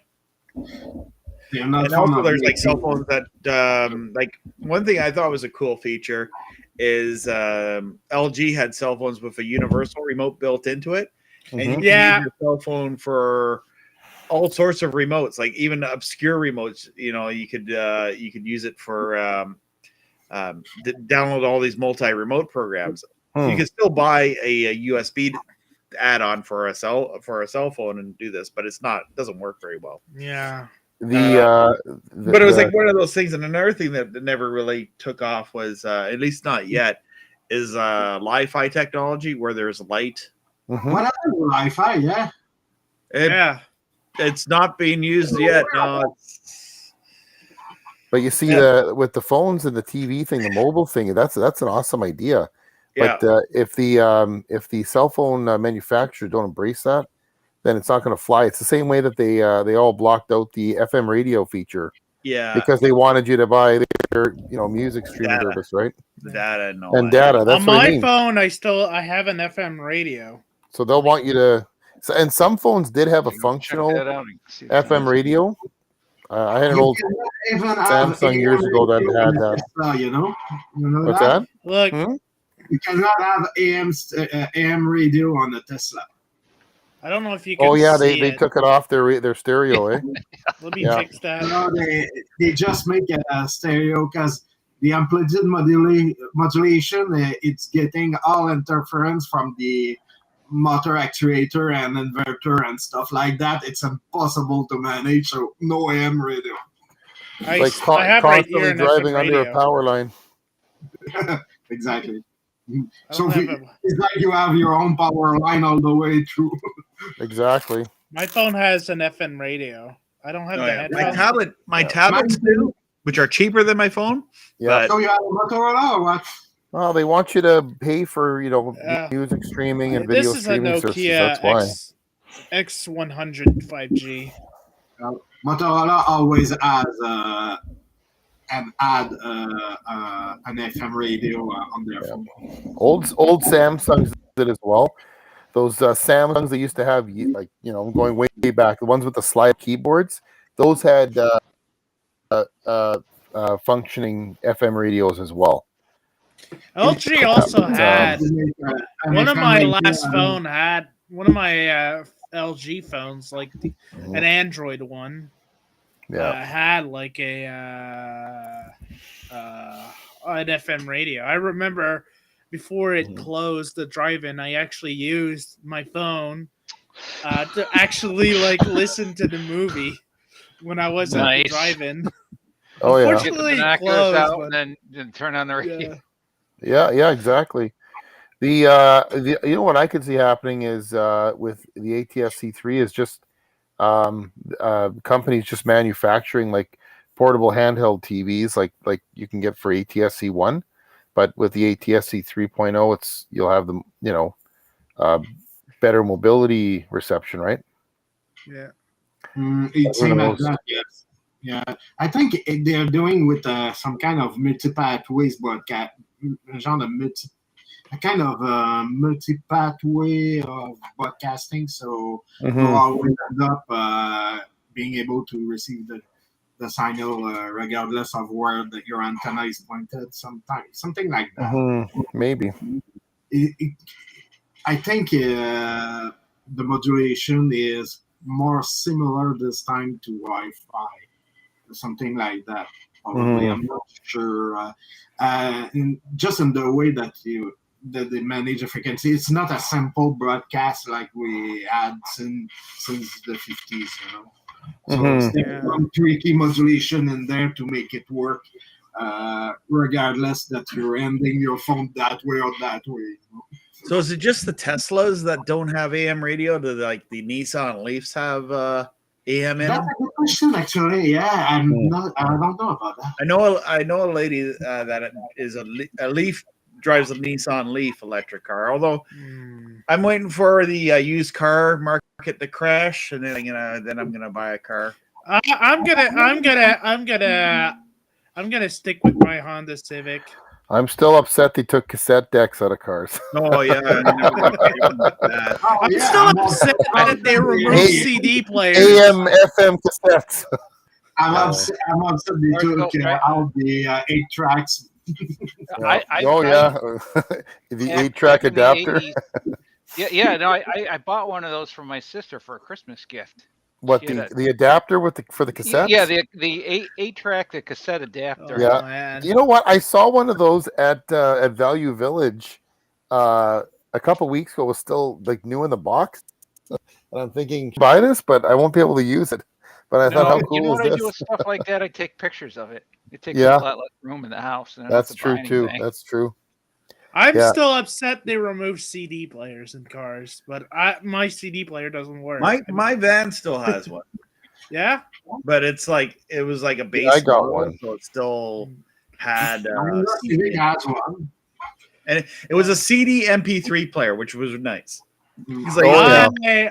My CD player doesn't want to work, but anyway, I just use my MP3 player. I use my hack MP3 player that has Rockbox on it. You know what is nice though? If you want to like ever listen to like older media like that in the car, like cassette or CD, like a portable one, you could just get a little one of those little FM modulators and just broadcast it to whatever 88.7 or something.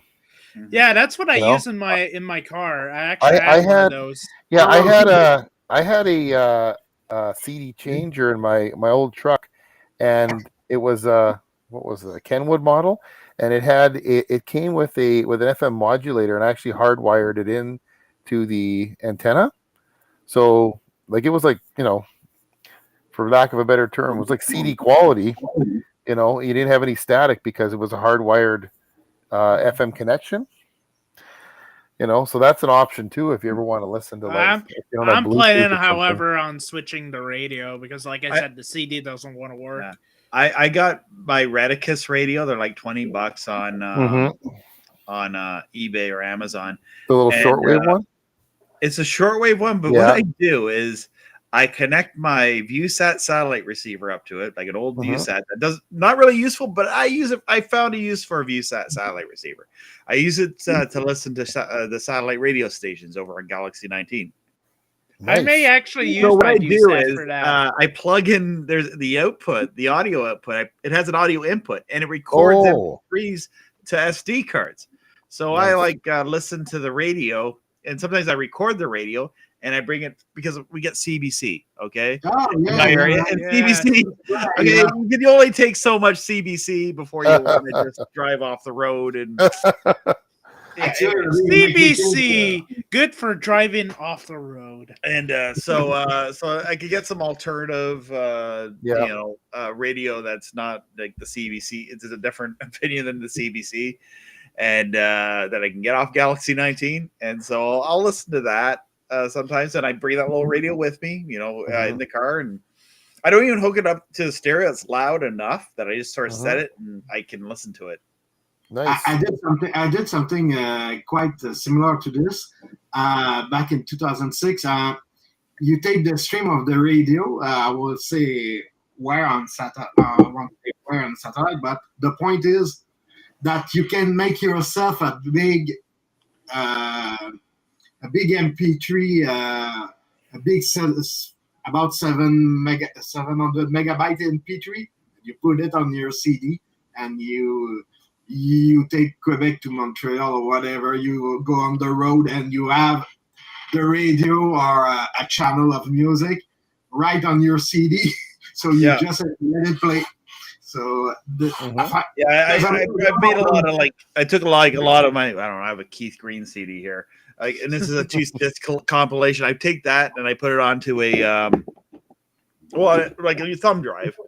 But I remember I used to put them onto make MP3 CDs, and the cars play MP3 CDs, so I would be able to have basically my whole CD collection I don't know how many songs you could fit on there. Quite a lot, though. So Robbie, Yeah. are you recording? Did you say you're recording that and then playing it back in the car? The CBC stuff.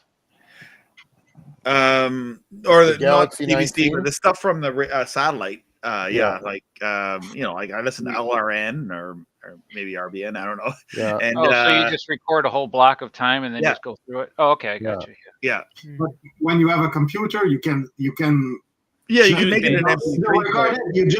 You just record the stream directly, and afterward you put it on a CD or on a USB key. When you have a computer, you can do lots of things. You can do the world. Yeah, but on that thing, it's You can just that also do other things. It which records a will lot of not audio, like discuss. with just a 32 gigabyte thumb drive, or not even a thumb drive, like a SD card. It Robbie, holds a lot of audio because it's not high quality audio. Do you ever with that little Ereticus on shortwave? Have you ever driven around and just listened to shortwave on it? Or? Shortwave is tough to listen like with the card running. I can't really pick up shortwave very clearly with it. At least not. Oh, okay. Yeah, I'd have to have the antenna extended. I wish that radio had some way of doing an external antenna on the roof on the outside of it to be able to listen to shortwave. Like that's one thing I'd love to have is a shortwave radio that I can listen to in the car. Mm-hmm. Probably something with a more sensitive tuner. At least some kind of an antenna to mount outside. That would be good. Yeah. The thing I'm wondering, radio is pre-recorded, but it's pretty much like from hours earlier. Like I'm just. Oh so it's pretty much. The thing I'm wondering, was there any like shortwave on like car radios? There used to be. Yes, I've heard it. I've heard of them. I've never had one, but yeah. I wonder if my because I'm trying to change the radio in my car. I wonder if mine could do that. Yeah, Sony used to make a radio that was a car AM/FM shortwave radio. It was like really, I don't know, it was like 300. I don't forget how much it was, but I looked on eBay. eBay will have one. I will say that in Canada it's kind of pointless, but okay. Shortwave car radio. Shortwave. There's one here, Pioneer. It's $400 though. Yeah, they're expensive. Yeah, there are car radios for some reason are like they can go up to $1,000. That's where you find a lucky deal at your local thrift store. I got mine for free. I got a car radio for free because my uncle had a ton of them, and I don't even know if it has. It even has upper sideband. So I guess it's you can even put your iPod on it if you're into the Apple garbage. I'm not sure it's upper sideband. Good one. Oh, it's a USB. Well, if you're ever driving at night and you put the AM radio on, you'll probably be able to pick something up there, like long distance. AM. I will try Yeah, that. excellent. Yeah, I listen to a lot of AM at night. Oh yeah, get stations from all over the place. Robbie, go up, go up. Yeah, I can pick up up here in Thunder Bay. There's one for 200. There's like an old shortwave car radio for like. Oh yeah, this is kind of what they used to have for shortwave. Oh, Blaupunkt. Oh yeah. Yeah. Imagine putting this in your modern car. Does it have an 8-track? You can do it. It's probably just a power and ground. You could probably run that off of a like a 12-volt lighter, like a lighter plug. You could even run it without a car. Just hook up a little speaker to it. You can do that without a car too. So yeah, you could, but I'm saying if you wanted to be able to use it in a vehicle, just buy a 12-volt plug and just power and ground probably, and then your speaker connection. Just even a single speaker is probably fine. It's not going to be stereo sound anyways. Yeah, it's there you go. There's an 8-track player you can install in your car. Or here's one that has everything you want. It has shortwave and an 8-track. Yep. Oh. And you know what? You just attach it. That's it. Even if it's just if you don't use the 8-track, you could use it for is it shortwave too? This one's not. Oh, okay. I think this might be AM/FM. Yeah. Yeah. That's Oh AM. yeah, nice. Oh, the old slide switch there for AM/FM. Yeah. Yeah. How can I put it in my Civic? I want to Under, put it in my Civic. Under dash mount somehow. Yeah, right. Yes, there you go. Yeah. Or get one of those consoles that they put in the they used to put in the big transports with the overhead radio and speakers all built into one overhead console. My mother, my mother was confused when I asked her when I told her I wanted to put a CB radio in my car. If you Google Yezu 747, you will see what I can put in my car. Okay. It's Is it like an HF radio? I know it's Yeah. an amateur radio, but I mean, It's an AM. Which- HF radio. I can see Patrick, everything on this. I'm not transmitting. I just want to listen to shortwave. It will pick up shortwave frequencies. Yeah, it's picking up about everything and transmitting on everything, you know. So Patrick, which year of your car is? it's the 9th generation, the 2012. Oh, I have a 2004. I know some amateur radio equipment. 2004, is it the 8th or the 7th generation? I think that's the 8th. I'm not sure. I think 8 is 2006 to 2000. It's probably the 7th generation. Yeah, it's a late 7th. Me, I'm early 9th generation. There's your car FM transmitter thing. Yeah. Yeah. Look at how happy this guy is. He's like happy. He's like, I got FM radio in my car, baby. Well, you know what? Those some of those things can also take the some of them like- can also take the little USB Yeah. or Or SD card. SD card. Yeah. It looks like a butt plug. What? What are you? What are you? Sorry, but You need to kinda- repent of your internet search habits. Someone I'm mentioned sorry, in the but chat it that does they- look like that.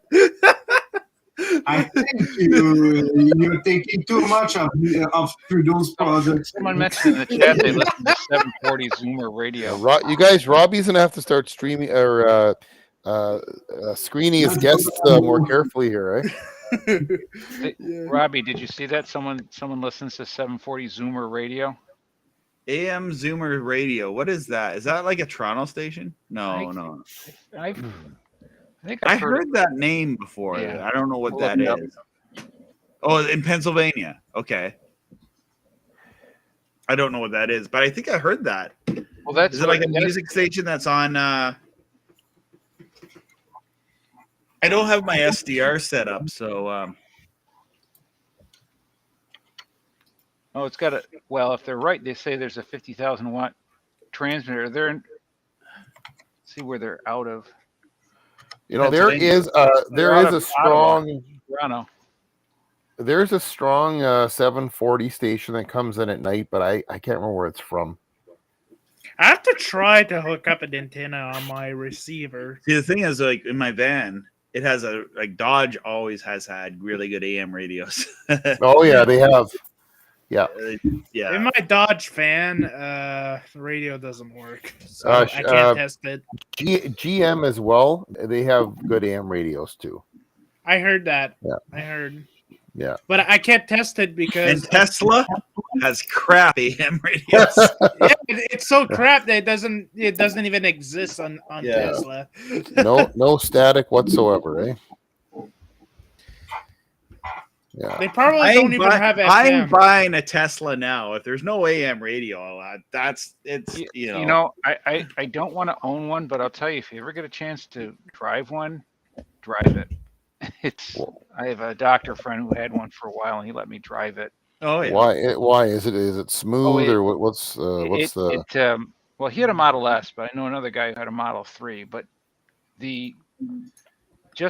there's no lag. And it's kind of like driving a go-kart. I mean, you can set it up all in software. You can set up all different ways. But once you let your foot off the gas, it says, "Oh, you want to go slower," and it starts doing some regenerative braking. But then if you want to get going, it will just move. I mean, I don't think nobody's gonna Really, let me eh? drive it. Huh. Yeah, not that like I said, not that I want to buy one at the moment. And the Yeah. other thing, I rented a couple of cars this past fall, and not that I want to own a. It's a nice car. There's a Kia has a K5, but they put such a small. They have a 1.6 turbo, and it's got a lot of power and all that. But it's, to me, and I've read this, and I've kind of you put a turbo on such a small engine, and that's a medium-sized car that, in the long run, Yeah. unless you kind of keep your foot off the gas, which is like, well, then what's the point of it? It's a little too. If it was in a I smaller would car, buy an electric car if it was like $20,000. You know, like what a car was, like a little car was like 10 years ago. Yeah. Buy like a little car for $20,000, but they're not. They're like 40, 60,000 now. So it's like crap. Mhm. Yeah, that's why I kind of don't want an electric car, just because I just find them too expensive. Yeah. Well, you know what? From Thunder Bay, it's 8 hours to Winnipeg, 8 hours to Sault Ste. Marie, Oh yeah. and 4 hours you can be in Duluth, Minnesota. But I mean, what do you do if your battery dies? Like, I just, There's a charge station near if me. they were ever became like self-charging, maybe. But what's that, Robbie? There's a charge station near where I live, Okay. and so it's there's a little shopping area. There's a Panera Bread. Oh yeah. And you see people there sitting on their cell phones. And maybe they go to Panera Bread, maybe they go to the taco place or whatever, But yeah, it's there's a whole debate whether the mining for the lithium is even more dirtier than gas and all this. Yeah. Well, that's a whole other. That's a whole other. It's another can of wax worms. there, right? That's a whole other. It's just where we're at right now. Like I wish there was like just little cars. Like, remember the Geo Metros? Who made the Geo? Yes, I remember. GM. GM made the Geo Metros. Geo was owned by I GM. actually wanted one of those. When I Well, was just a a little teenager. I don't see them on the road anymore. Town. Does anyone have one? No. I used to. There's somebody in my town that actually used to own one. Yeah. My uncle actually used to own also a Suzuki Samurai. That's another car I really wanted as a teenager. I'm sharing a picture of what I was talking about. But then I realized how the reliability was on those. I just wanted to show you. There's the Geo Metro. It was, I don't know. Oh yeah, a little bubble or whatever. These cars. Why do you don't see them anymore? That one just looks like a Chevrolet. Yeah, you do not see Cavalier. them at all anymore. Well, they Which weren't. is They haven't been produced in how long, and they're small cars. Like, there's a not lot one of them that, probably got junked, eh? Yeah, they got junked or they got hit. Yeah. they got in a big black truck's way and got ran over. Sorry, okay, Patrick. I'll let you show your what you want to show there, your radio. Yeah. Because I don't know, nice. We're not car guys. We're like tech guys. We like radio. That's a really nice ham rig you got there. I'm probably the only one in here that is a car guy. this one you can actually put that in your car, Oh yeah, it's made fun. Yeah, I'm the type of guy. If I had like $50,000 to buy a computer and a car, I buy a really expensive computer and a cheap car. This I'm a car guy, but I don't really care for like the expensive cars. I just care about like low, slow cars. Mostly sedans. I probably spend $50,000. I spend that on video production equipment, but I agree with Robbie. I would actually spend it on like a gaming laptop. Yeah. I'd like to have something like that in the car. Well, another thing too is you put something like that in your car, it's going to get stolen, but then the person who steals it will have no idea what it is. Get your window smashed for something. I don't know what this is, but I want it. This is really It's old school.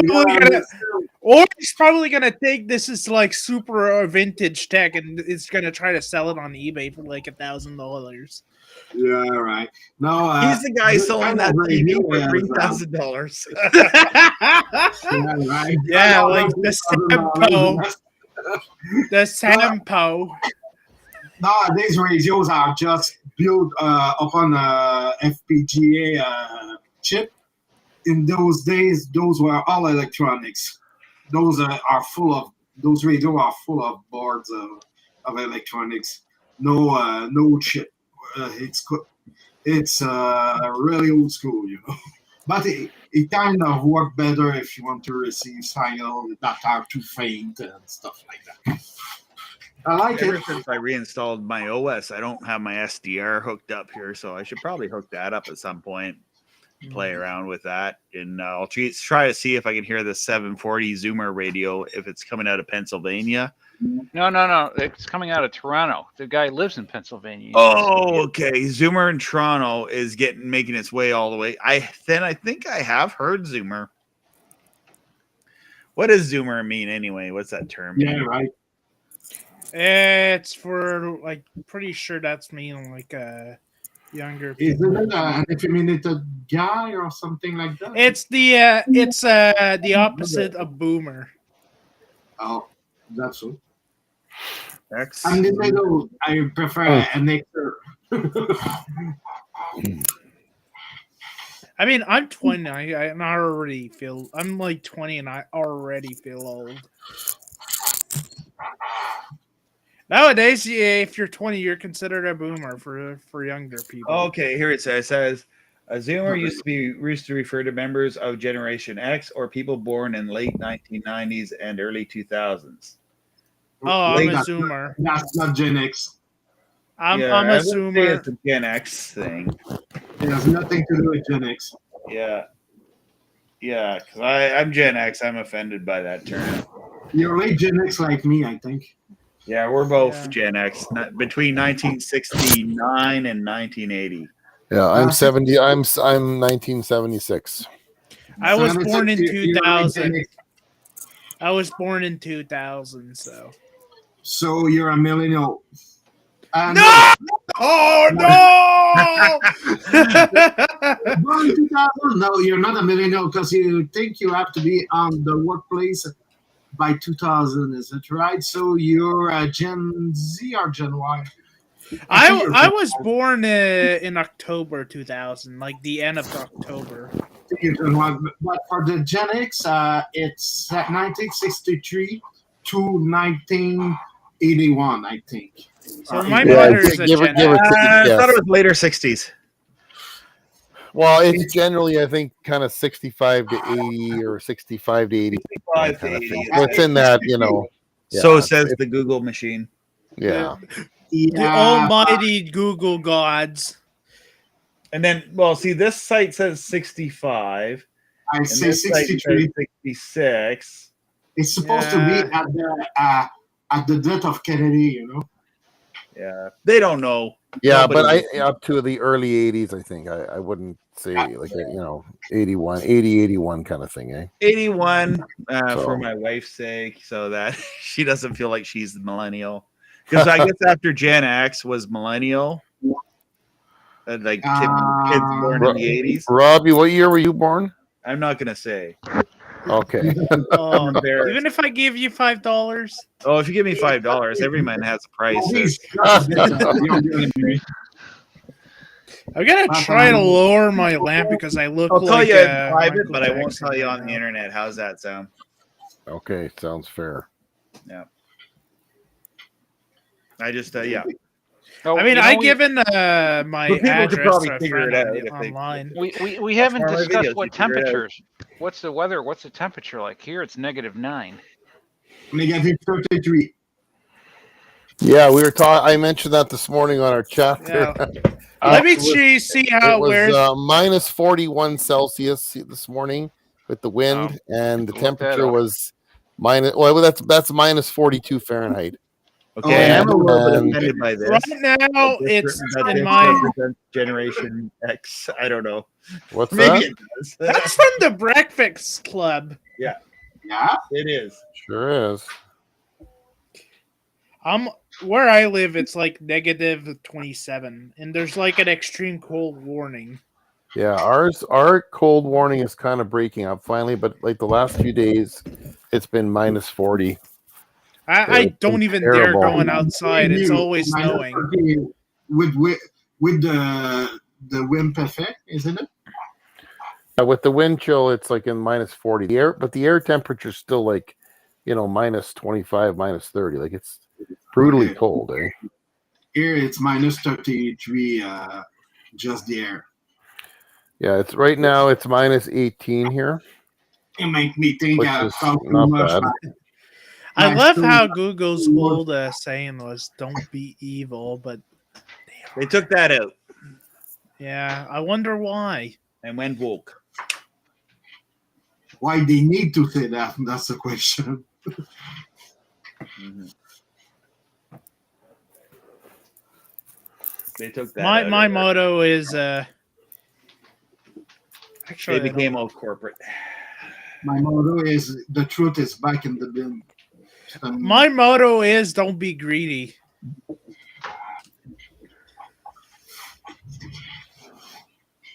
I love the awkward silence. After that, we have someone else. Someone Yeah, chimed in. My we're thing did searching not for sound- our stuff. Hello, new person. I don't see a new person in here. Do we? Well, there's Nice. there's a little green screen on the bottom. It's Oh, popping Yeah. it went away. up and That was Yeah. Patrick's screen. Oh, oh, okay. That's mine. it Yeah, was it's just your a screen black was black. void. That's what she said. Oh, okay, you got a black boy. I can put some other stuff if you wish. I think it was from when you were showing the radio. Okay, yeah, right. Sorry about that. Yeah, it was not sharing the screen actually, but sharing the application. So I closed my tab and it went off. Do you listen to any AM broadcasts with that radio, Patrick? That I show, yeah, for sure. You can listen to everything. Nice. Shortwave, upper sideband, Yeah, lower yeah. sideband. All of you're- that. You can Are you talk a to ham? truckers and troll them. Yeah, with 125 watts of CB power. Patrick, do you get like truckers?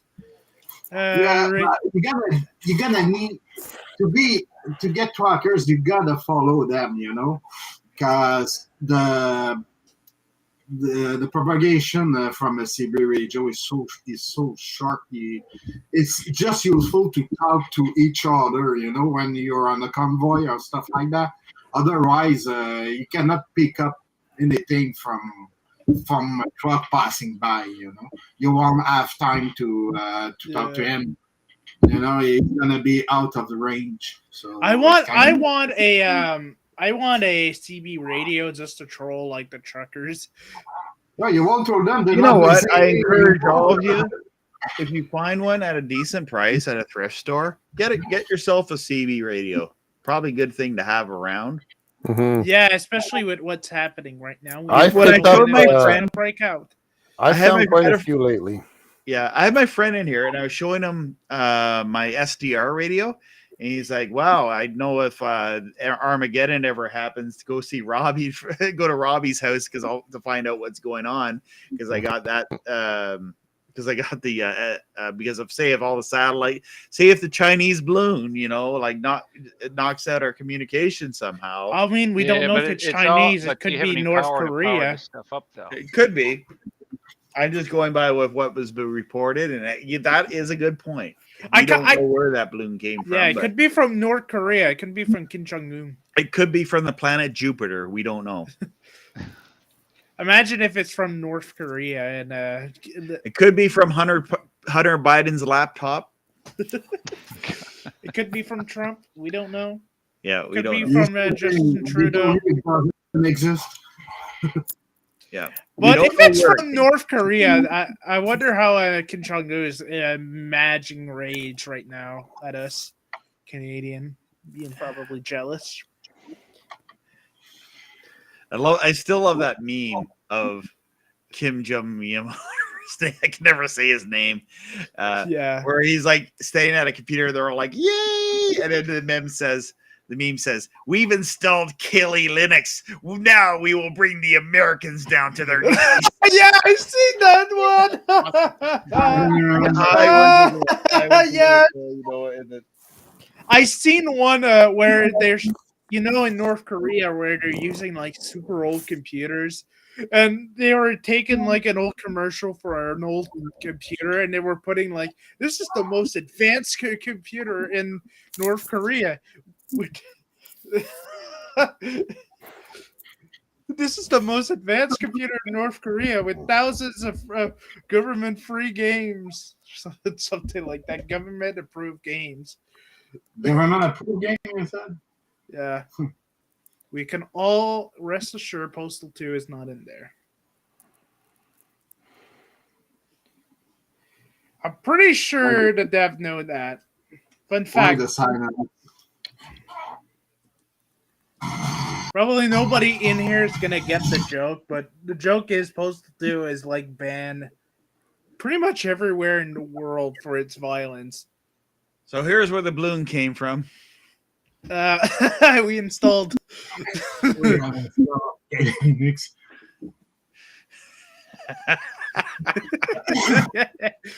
Oh, North Korea. And it was what the Soviet was.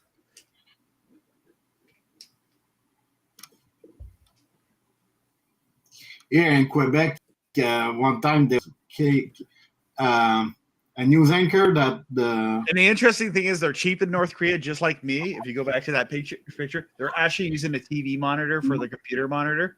They're probably using a Commodore 64. That is the monitor I'm using here. Yeah, it is. You know why, Robbie? Because Samsung is in South Korea. So they can probably get this. Is that a Samsung they're using? Oh, yeah. Probably it does look like it. It does look like mine. Is that a netbook they're using? It's a netbook.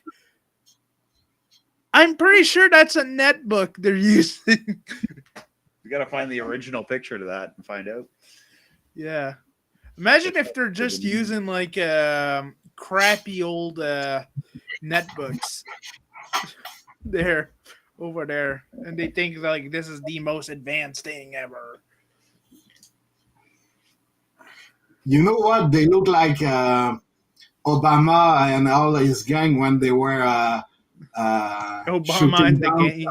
You know the photo that you see Obama and Hillary Clinton. They all stand looking at the monitor, and it was about the war somewhere in Afghanistan or something. They look the same, all faking interesting. You know, You find it for me and share it. Obama and like with Bush. I think it's the administration of Obama. I'm gonna try to find the video. Clinton was there also. Are they looking at a computer monitor? They're all looking at. They're supposedly at a bunker looking at Twitter for stuff about. I think it's kind of looking the same, you know. Oh, I found it. You found it? Yeah, I found the video of I was talking about where this is the most advanced computer ever. Oh, okay, Robbie, you want me to share it? Where can I share it? Here, I'll send you the link to it, Robbie, on Discord. I'm not up. Don't you just share your screen or something? I don't know if the audio is gonna come in. No. Well, anyways, it's all subtitled, so. Well, I can show it because it's all subtitles, so. Allow which one? That's fine. Actually, I should wrap the stream up anyway. Yeah. Where I don't know if I want to get into too much of that. Yeah. Oh, yeah. Minus 50 here. I have 2 days to go. You're at minus 50 right now? No, I don't know what it is here. It's in Canadian. It's like minus 20, whatever we go by. Probably Minus 20 in Canadian. But that's like colder. I don't know. Like whatever we. Celsius. I'm gonna show you the picture. You know, Yeah. It's 27 I'm gonna show you the Celsius. picture. Give me a moment. Give me a moment to show you what I'm talking about. If I slide the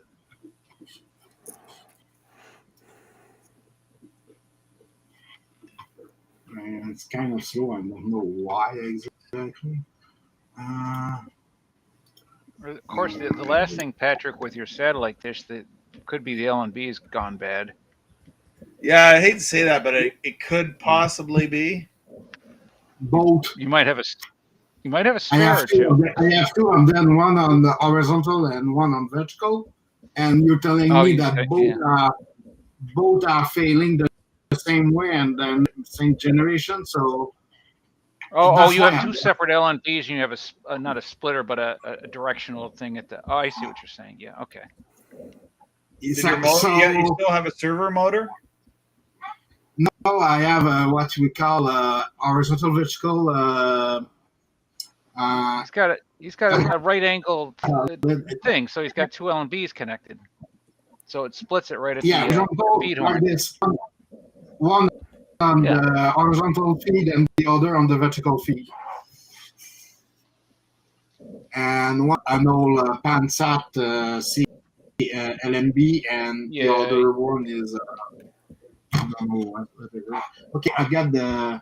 There you go. If I take, I don't know if you can say that. See that.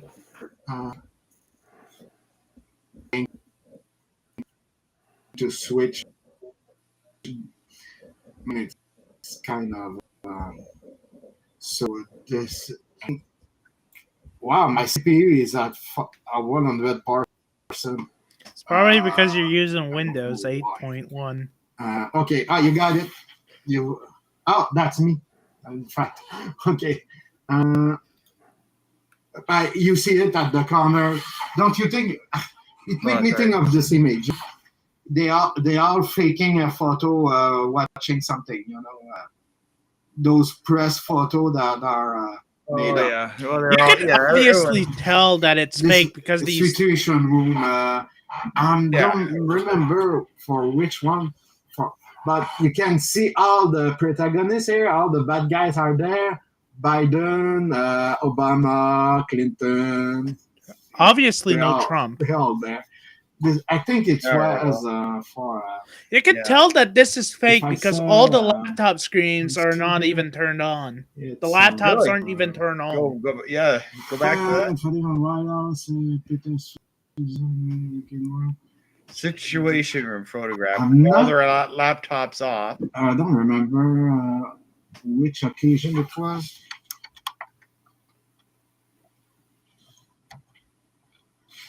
So I don't have any sound from you anymore.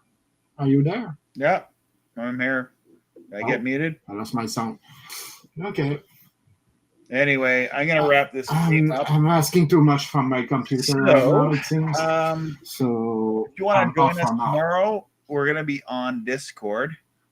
Here, I'll bring myself up here. We're gonna be on. I'm gonna be there tomorrow.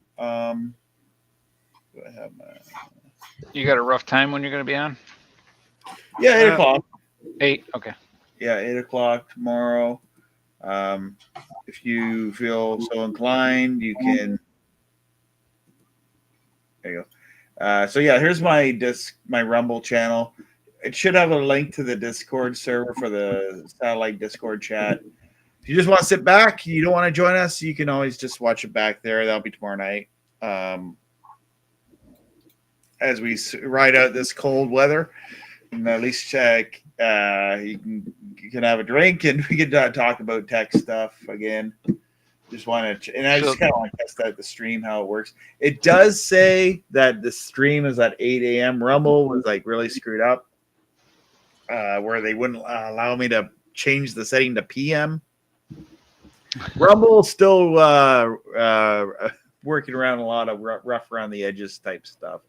They're basically what YouTube was like in 2006 in a lot of ways. They didn't have a lot of the features and things like that.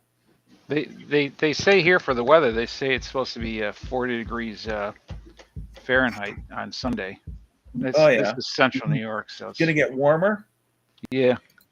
I'm probably gonna be here tomorrow. I'm not sure. It will depend how I've been feeling. I've been kind of sick this week. It depends if I'm feeling well tomorrow. Yeah, that's cool. And so if you wanna, in the link below, if you want to send me like $1 billion, I have a Patreon or please do so. Yeah, please do so, and I can send me billions of dollars, and we can start up a TV station and a media empire. Yeah, Robbie Strike and Co. Yeah, and what was the thing I wanted to bring up there? I have Patreon. You gonna call it Strike Television?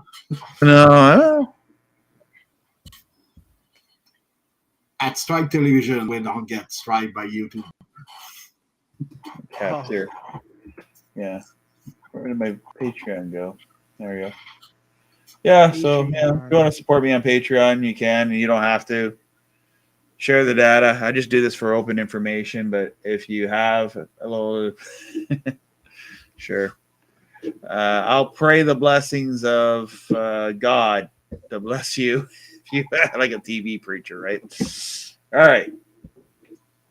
So enough of that. No, that's not. I'm tired. I'm like running the gears. Look at Patrick's computer. This thing looks like just one on my screen. Just one. Yeah. Let me show you the other one. It's not that. It's not that. What you see right now is interesting, but let me show you. Let's just say that. Kind of looks like my LMMS settings. There's your movie. Are you doing subtitles?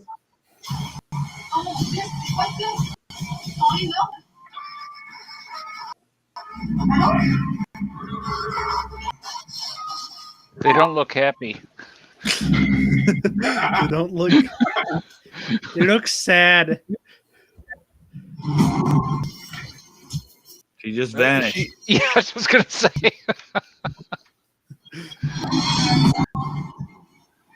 It's an horror movie. You just seen a preview of no one I've seen. This is the movie that Patrick has been working on for years in the video editing. Because I made three movies actually, and I'm making the last episode of a 6-part miniseries. Oh, so this is not just a movie; these are episodes, eh? Come again? This is not just one movie; these are episodes. Yeah, this is the extended version of the last 6 episode I did from the movie and from other things that have been added. So if I share something different here, just a moment. If I'm going, let me share the right stuff. So where's my? Oh, they already made that movie. Okay. Share screen. I'm gonna show. I might have to bring you back up. Let me just find where you are here on the thing. On the thing, eh?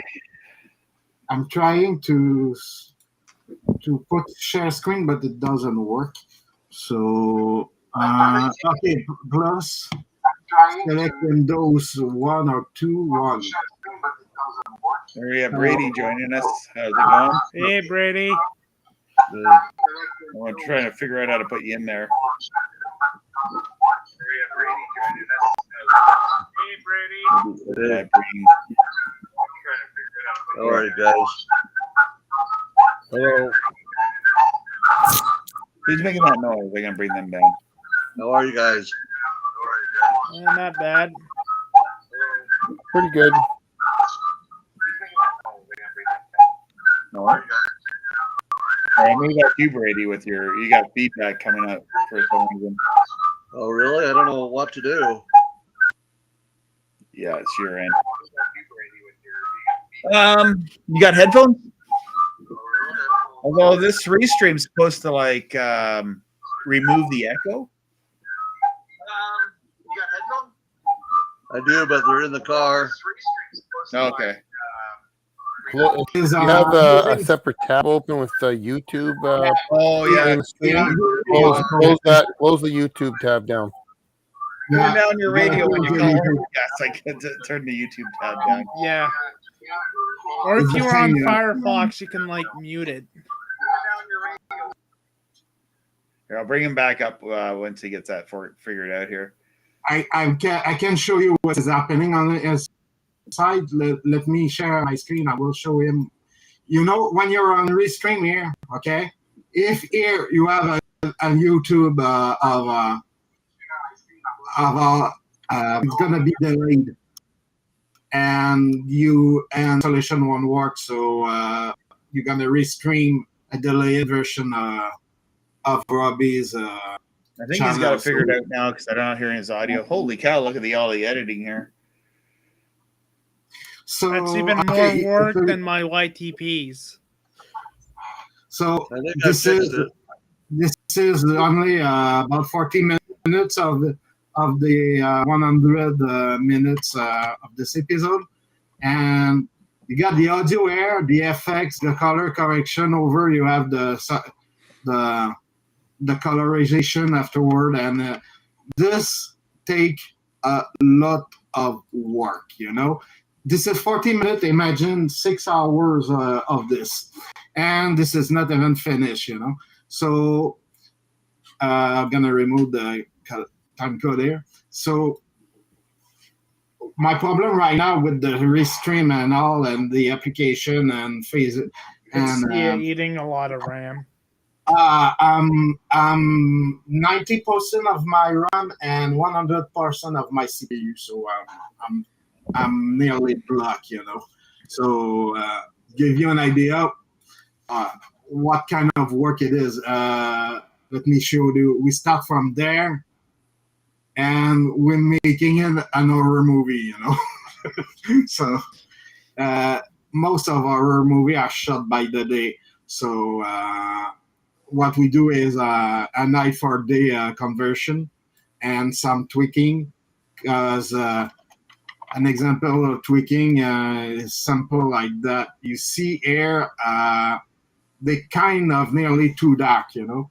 But if you saw the original for this, you see the image is kind of darker than this one. So it's gonna need to be adjusted on most of the frame. There's a lot of work to do with it. But just to show off, you know, I show and tell. So and like I said, if I check here on my bins here, I have 6 episodes here, and I'm working on the extended version of 6 that I cut in 2 parts for working, because this part is done mostly. So if I do load it, 1 minute. And I'm working stereo, so no 5.1 mixing. It's too complicated for what it works. Sorry for the black image, it won't stay. So right now my other edit is loaded, and I will try. The worst here is Firefox, who's taking me too much memory. You know, it's a memory hog. Firefox. I mean, most browsers nowadays are memory hogs. Yeah. So, and those edits are quite heavy on the system already. So it's not easy to restream something you do in video, you know, because you're taxing the GPU, you're taxing the CPU, taxing everything on your. Unless you outport your video to another computer and then let that handle it. Yeah, I should. Yeah, kind of. With that little HDMI thing, Yeah, it will be a better idea if I want to receive. In fact, you make me think. I think I cannot do live on YouTube because I don't have any. Is there a minimum of subscriber to make live? Is it right, Robbie? It must be a minimal, but I mean, I'm doing it with minimal equipment. Like I got some cheapest stuff that you can find, right? Like another thing I wanted to change topic here real quick about something. I got it here. I'll show you. It's all into the picture here. So for my video editing, I'm looking at what do I need to do. That's kind of why can I get some if someone wants to donate. I'm looking at something like this, and then the price is like, wow, so that really what it's going to cost? Yeah, like a multi hard drive enclosure for like all the hard drives that I'm using for editing my videos, where I have like multiple like 6 terabyte drives that I've had over the years. And I can fit about 3 in my desktop, but I really want to get like some of my older hard drives and all that on one drive and be able to have something like this where I can swap them real easy.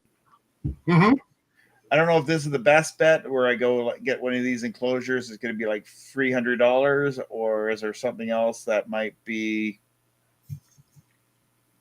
better? I can't tell really because it depends on how you hook it up to your computer. What's the best way regarding your computer to hook up an external box? This one maybe. No, not this one. What I'm using, and I'm just for backing up, not for using it right now, is the durable box. I use the durable box for the box. Is that on here? Huh? I don't think it's on here, but yeah, I'm just looking at something like this.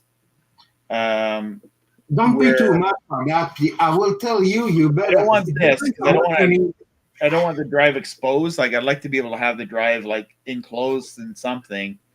Yeah, but don't you want it to be a simple box for your drive, or you want it to be hooked up to a network? Do you want more? Yeah, I'm not really interested in a network drive. I guess that's a nice feature if there is a drive that does network. I would recommend USB 3. Yeah, USB 3. They're all pretty much USB 3. Make sure of something. You want to read drives, or you want to make yourself a pool of drive that you're gonna put data on all those drives. What do you want exactly? If you want to read drive for what they are, what they're just reading drives. Like I have all sorts of pictures and videos that I've made over the years. You already have stuff. Okay, those bots will be useful, and I just want to have access to it. I guess. Like say if I wanted to take a clip and have like the good quality video image of it instead of like downloading it off YouTube or something like that, and it's been compressed, right? And it's kind of difficult to know which box can do what you want because that's the thing too. Is like I don't know who do I know who does this stuff.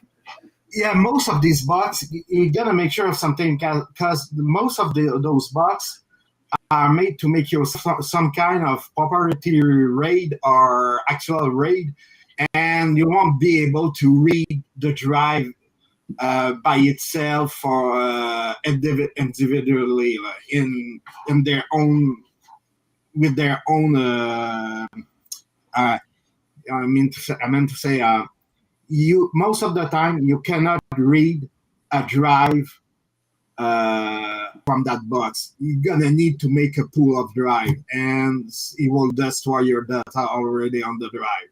So I will tell you that's not the kind of solution. If you have already a tower, I will tell you buy yourself those 5 1/4-inch box you put in. I have those. I have one of those, but I don't want to. See, I have multiple drives, so I have those things like stacked on top of each other. I thought, well, something like this might just compress like a few of my drives together. But it is kind of a pricey solution for it compared to like where Like, This this one, is like $185 and it does like 5 bays. But I know the argument of this for that you could pretty much buy 5 enclosure units for that price. Like five maybe. enclosure units are like $20, Can you $30. use 5 drive in this? I meant to say, will you actually have a ABCDEFG drive inside this connection in USB? I'm really not sure of that. You know, most of the time you I'm pretty I'm actually kind of pretty sure though in Linux it will, because I won't be using it for Windows. okay. But regardless of that, most of the time those bugs are I will put it that way, are operating system agnostic. So if I talk about my Drobo box, it's operating system agnostic. So what I mean by that is gonna make myself a pull-up drive. I will say 15 terabyte. I won't be able to put 15 terabyte on it because I have 2 terabyte drive. So we're gonna max out to this. I'll put a partition system on it, maybe HPFS or NTSC. But afterward, I will connect it to regardless of the OS. I won't change anything. That's not the OS that prepare the format for this, but the actual software of the box. You know. So I don't know. I got some old Linux. drive. So I it's got no some use. old Linux distros that I might want to run and not connect them to the internet, but I like some of the software because like they're outdated. Yeah, there's Linux distros to do that also. Most of the time, those are kind of Linux distro also. Yeah, but that's why I say it's OS agnostic because it's not your OS that see the drive. You know, with those bugs, most of the time, the problem is not the OS that sees the drive. It only sees the partition. So you can make yourself a big partition from many drives. You know, so you need a box that you can switch the access to the drive.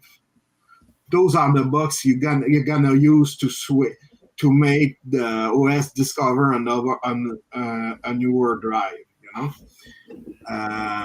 those are more raised. Those are more. There's no. Another It's thing not- I ended up using today, which worked out really well for me, is this program here in Linux. Kevin be interested in this. It's called Grub Customizer. Oh, Okay.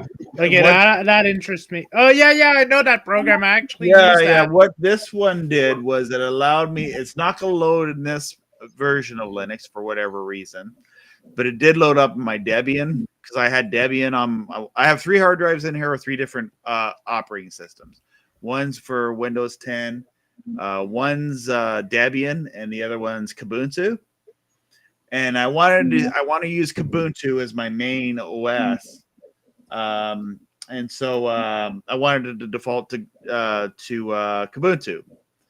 But it's nice to know that I can also use this program here, just Grub Customizer. And say if you set up a machine for someone and you just want to have it boot right into Windows, but you have the option to go into Linux, you can make this so that was always a problem I had when you install Linux is, okay, how do you make it so that it boots right into Windows, but you have Linux on it as an option? So this program, Grub Customizer, allows you to do that in the graphical interface without having to worry about messing it up in the command line. And another program I found out it actually does kind of do the same thing as well is boot repair. Because I had to use boot repair because I changed the hard drives around and it wasn't booting up in any OS, even though I had the 3 hard drives in, and I just had to fix the BIOS so it would boot in the right order. I think somebody hopped off, but they want to come back on. I'll just bring them back up. Kurt? Oh, can you hear me? Yeah, I hear you now. Oh, okay. I was going to say, so when you did the Grub Customizer, do you get the Grub menu and then you get to choose which OS you can boot up? Yeah, like I can't load it up here in Kubuntu, but it does load in my Debians. And what I did in Debian is I can actually move up what OS that I would want for it to load up first. Right, yeah. So it allows you to do that, and then when you go to Grub, it just sets it up the defaults that you want. and it'll save the grub file when you restart. So that was a nice thing to have. Like I've been using Linux since I don't know 2006, 2007. I don't know. That goes back a bit. Yeah, and I was always like, okay, when I install Linux, it's gonna be the first choice, and if you want Windows, you're gonna have to make sure that you're staying at your computer while it's loading up. Which distro of Linux did you start off with? My first one was Ubuntu. Yeah, in like that's mine. 2000, maybe 2006 ish. Yeah, so I started using it at home. Yeah, well, it's like right around. Well, YouTube and Google Video were out around that time, and I remember the tutorials on how to do that. There's a guy, he's no longer on YouTube, but he was very helpful for me those days. What was his name? Splitpaw. And he did a lot of tutorials on YouTube in the very early 2006 days of YouTube. I remember the YouTuber that I watched, the Linux YouTuber that I watched when I first started getting into Linux was Spatchery. I watched Spatchery when he was and he disappeared for a while, but he came back, but he's not really doing videos like how he used to. I actually speak to Spatchery on Element. He's actually a really cool dude. Mm-hmm. Yeah, he's done a lot of he's probably one of the people that helped me get along. Like watching his videos helped me learn Kdenlive, which is my main editor now, because I was playing around with OpenShot and other things, and still, even in 2006 to probably 2008, I was still had to use Windows to do video editing because editing in Linux didn't work at all. Yeah, at all. In those I days, remember when Kdenlive crashed all the time when I was and it used to crash all the time. Yeah. It got it's a lot more stable now. They just changed some things around. They made it really good, and then they started changing things that it wasn't so good anymore. I actually remember when Wine didn't run anything. There's Patrick. You back? Patrick? He's watching his computer reload. Well, that's what happened to me. I was on my Dell laptop. It runs Ubuntu 2004, and then when you first put me on it just got real slow, and I'm like, oh, what am I doing on this? Then I went to my phone, but that wasn't working out. So then I just got on the desktop. Yeah. I use Ubuntu for quite a few years until they went with Unity, like as their GUI. Yeah. And I actually like Unity. Yeah. And well, I guess because I was spending years with the GNOME, like the old GNOME style. Yeah. And in my Debian desktop, I have all of those environments, so I can use the old school GNOME setup. Or I can use KDE. I use KDE a lot now too, and I think I'll go back to maybe using Linux Mint again as well, because I use that for a long time. I don't really like anymore Linux Mint since they changed the style, like the icons and everything. I just stopped using it. Yeah, and another one I used for a while, and it's no longer around or supported, was called Green OS, GOS. It was a Linux Ubuntu distribution, and it was like they called it the Google operating system, and it was, I think Google helped fund it. I remember using Zorain OS. It's still around, but it's not the same. And then they have a free Chrome out now. I've heard of it, but I've never bothered trying it yet. It seems to be buggy now. The free Chrome version seems to be very buggy. Oh. I once sold a computer, in the last couple of years with Chromium OS, and I got feedback on, is this all it does? Because all it did was the browser, and I go, yeah, and I should have taken the computer back. or put something else on it. Like I sold a couple machines with the Linux Lite. I think and that was pretty good. I put Ubuntu on a lot of my machines this week. I honestly started using Manjaro on my X2000 ThinkPad. I actually really like it. That I want to install it on my main machine, my main gaming machine. I'm still trying to get Roblox to work on a couple of my Roblox. my kids love it though. I mean, it works great on this computer with the graphics card. It looks even better than the tablets. Like the water looks like all looks real. And I never use my graphics card, right? Like I don't play games, but I have Roblox on my desktop. It looks the nicest on the desktop, and I have it on this Windows machine that I got here as well. But I use what's the thing called? Grape juice. It's like an installer for wine. There's a whole tutorial on how to do it on YouTube. Grape juice, you say? Yep. Yeah, just follow like how to install Roblox in Linux in 2023. There's a tutorial. I'll send you a link to it. All right. So I sold off a computer in the last month or so, and this I put it up on a Sunday, and this woman got a hold of me the same day. And she lives like an hour away, and she says she needs a new computer for her kid. And so this computer I sold it with a 27-inch monitor, and it had a 27-inch monitor, a lit keyboard, mouse, speakers. That's what I have. It had right here. 16 gigs of memory. It had a video card with I think it had 4 gigs on it. So I put it up for $140 as I just, I pretty much I found a lot of this stuff on some of the stuff on the road, and I just put it all together. So she comes by the next day, and she's texting me, and she goes, "Yeah, I need a computer for my kid to play COD." CO. What's Call of the Duty. one of the?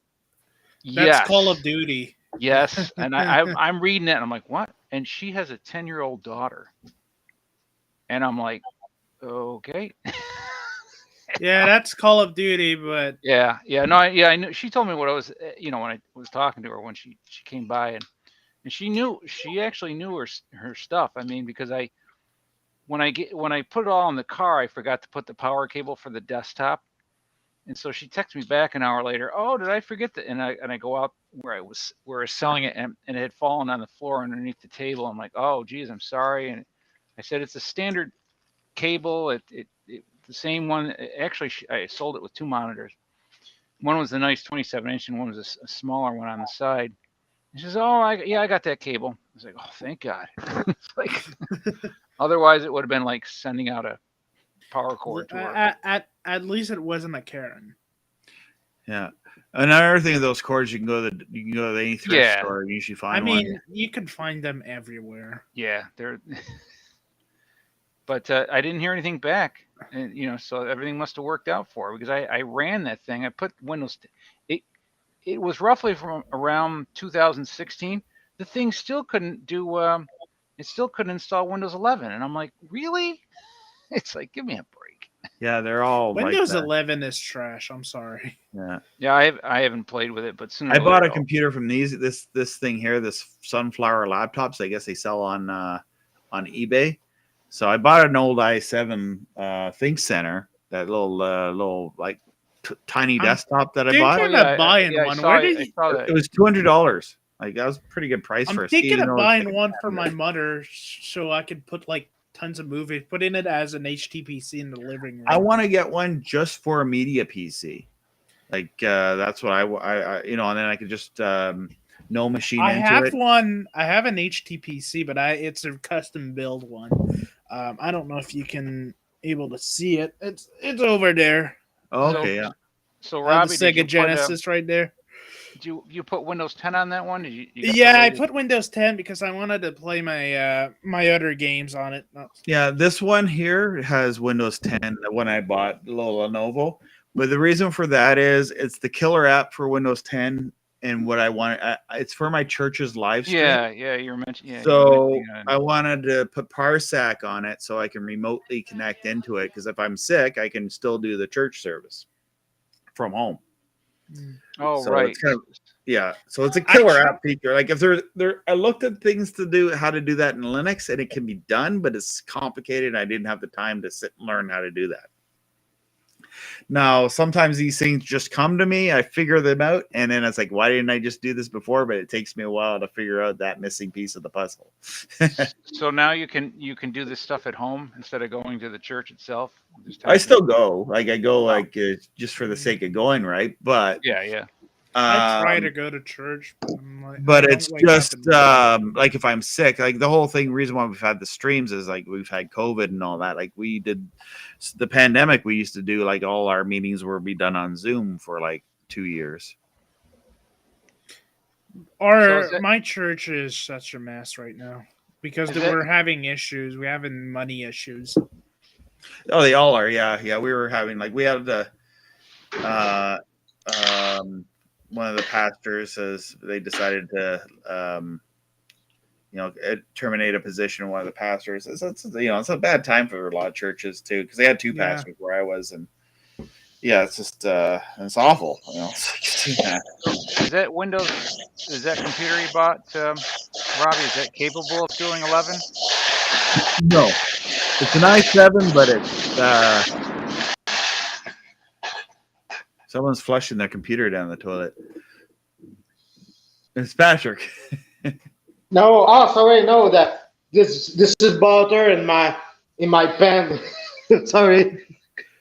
Yeah, see, this is that. Sorry, I didn't know you were earning me. Sorry about that. No, I don't know if Patrick's still on. I didn't know either. I was wondering what it was that sound. Sorry about that, guys. So, Patrick, you're doing a midnight snack right now? Yeah, exactly. So I was not getting back to the stream, so was listening to you. Another thing, I haven't even eating finished. And I watched the YouTube video on how to do it. And the funny thing is, they had the same camera as me. One thing that dies on cameras are these little USB mini connectors, like the. Oh yeah, I have it. The I have pins one break on my this my doesn't camera work. right here. And I don't think this is power over internet. Like if this camera was power over internet, I could probably just work around it and just run the. What is the internet for, anyways? Like the Ethernet port. You can plug this thing into an Ethernet cable. Is that a camera? Yeah, it's a camera. It's a pencil zoom camera. Yeah, my camera I also have like a micro SD. So that one doesn't work, Robbie, and you saw a video on how you might be able to fix it? Yeah, but it's like you'd have to get a new or maybe resolder the USB. Yeah, open it up and back in. But these things are a pain to get at. Like I think if I tried to solder it, I just solder the whole thing together and probably wouldn't work. Here's my camera for taking. I have two cameras. I have this one for video. I want to make videos me driving, doing probably some rally with my car. So I have this little thing that my uncle actually gave me, brand new. The funny thing is, I watch dash cam videos sometimes. Yeah, me too. And this is my DSLR that I take to do photography. I haven't done photography for a while. I mean, my car was broken, so this is my DSLR. I actually have two of them. I pulled mine out for the Comet back last Saturday. I did get pictures of it, but in the binoculars it just looked like a white fuzzball. Patrick, your camera is creeping me out. It's just the way it was like. So is any of you guys using ribbon cable for your satellite? What's that? Come again? Ready? Are any of you guys using ribbon cable for your free to air, for your free TV, free satellite TV? Are you talking about like that cable that you put like through your windowsill type of deal? Well, years ago they used to have the real thick cable, and I still have that on mine. Real thick cable? Yeah, where it has two coaxes, your pole rotor cable, and your mover cable. Oh yeah. Looking for C-band okay. dish. Yeah, the C-band dish still needs like for the actuator or motor. Yeah, it still needs, but doesn't need the at least mine doesn't need the motor, the servo motor. Oh, A lot. I use the newer LMBs where they just have a circuit that switches between the antenna. Mhm. I have to get my satellite dish working. I probably So, gonna buy a proper KU band dish. Yeah, And I but know to some answer people the still question, swear by to the answer the servo question, motor, but I'm like, you don't need those flash cable because the frequency on the actual coax is too low for what we use today. So the cable is not high quality enough, you know. But you can still use the other cable with it for sure. Well, I'm still trying to get into free satellite TV. I haven't quite done it yet, but You don't need those cable actually. You can find any other cable for the electricity. You're gonna need the 24 volt and the actuator, but otherwise you use normal RF cable. You use on any satellite dish installation or cable. This is actually the same cable. I used Most to of have it. I used to have a 4D TV, 4D Oh, you did? TV receiver, Oh, and okay. I had it for like I don't know, 2.5 years. I can't remember. I got it in '98, and then shortly after 2000, I don't know, maybe one or two, somewhere in there. I didn't know what happened. Well, a squirrel. We have three households that are on the same transformer. I'm at the end of the line, and a squirrel got into the power and then everybody lost power. It blew our transformer. Well, it fried my receiver. It didn't to mine too. I had this problem 1 year ago. It's so easy to fry those receiver, you know. Well, Uh, then I send it to get it fixed. Cost me $200 to get it fixed. ugh. And Okay. dummy me, I hooked it up, but never had it on power, or never plugged it into the outlet rather. And lightning hit my dish and fried my receiver. Is it those those Motorola 921 receiver? Yeah. Oh, I still have one of those in Well, I don't storage. know, 921, something like that. Yeah, I have a 122 which was the It was an first. awesome receiver. When it worked awesome. That's when Yeah, the or the MPEG, when you would see some of the digital at the time when everything was analog. and I still have and I still have the sidecar, the DSR for 400 that goes with it to be able to watch HD TV on those. So I do remember what you're using. I didn't use it actually with subscription, but yeah, those days are gone because some years ago they went for 4D TV to a new encryption scheme, which I don't remember exactly. So since that, those those transponder are just for satellite and cable provider. Unfortunately, there's no possibility to use HD 4D TV anymore. Right. Well, and when I started seeing that all the big dish dealers phased away, and then even a lot of them online, or Yeah, the sidecar is the actual receiver at the bottom. This is not the SR401. This is an HDD 200 something. Those I are forgot only about two. they had that receiver. Mine's the one on top. Yeah, and at the bottom, this is an add-up to plug-in, if you wish, to your receiver to be able to receive HD television on that I receiver. forgot they had those, right? Yeah, I was using those with Shot Direct, in fact, in my case. So it give you an idea, but you could use it with your 4D television because what people don't know is that before the last iteration of HD channel from Shot Direct, those were the same. Shot Direct was actually 4D TV on KU band instead. I just give you a story of what happened with 4D TV. Well, I've gone so many years without running my big dish, it was just, I don't know, I couldn't seem to get into it. Either I didn't have the time, or I didn't have the money, or weather related. And Yeah. now I've saved up money to get stuff for it, but now I'm waiting on weather. What size dish do you have? 10-footer. Oh, there you go. That's right. There we go. I actually have several because I've collected them and stuff, and everybody's like, "Why do you need all those dishes?" I said, "Well, I'm saving them for you never know when you might need them." Backup. Likewise, with me, same thing here. Can those have receivers probably- still be used? I have like Come again? 7 10-footers, one 12-footer, a 7.5 footer, You have a 12-footer. Great for you. 2 6-footers, and then I also have a Prime Star dish. I was saying, can The those receivers receivers still be are. used? I don't know. You said you had one that does against HD, but does it do MPEG-4? There is still some MPEG-2, but most everything's like at least MPEG-4.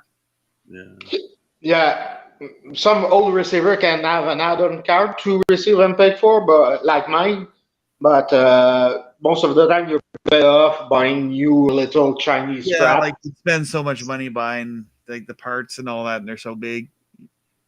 Well, and I get like 43 channels over the air for my antenna, Oh, that's nice. but the 15 channels and the 31 channels is owned by the same company, and they're, I think, mixing things up.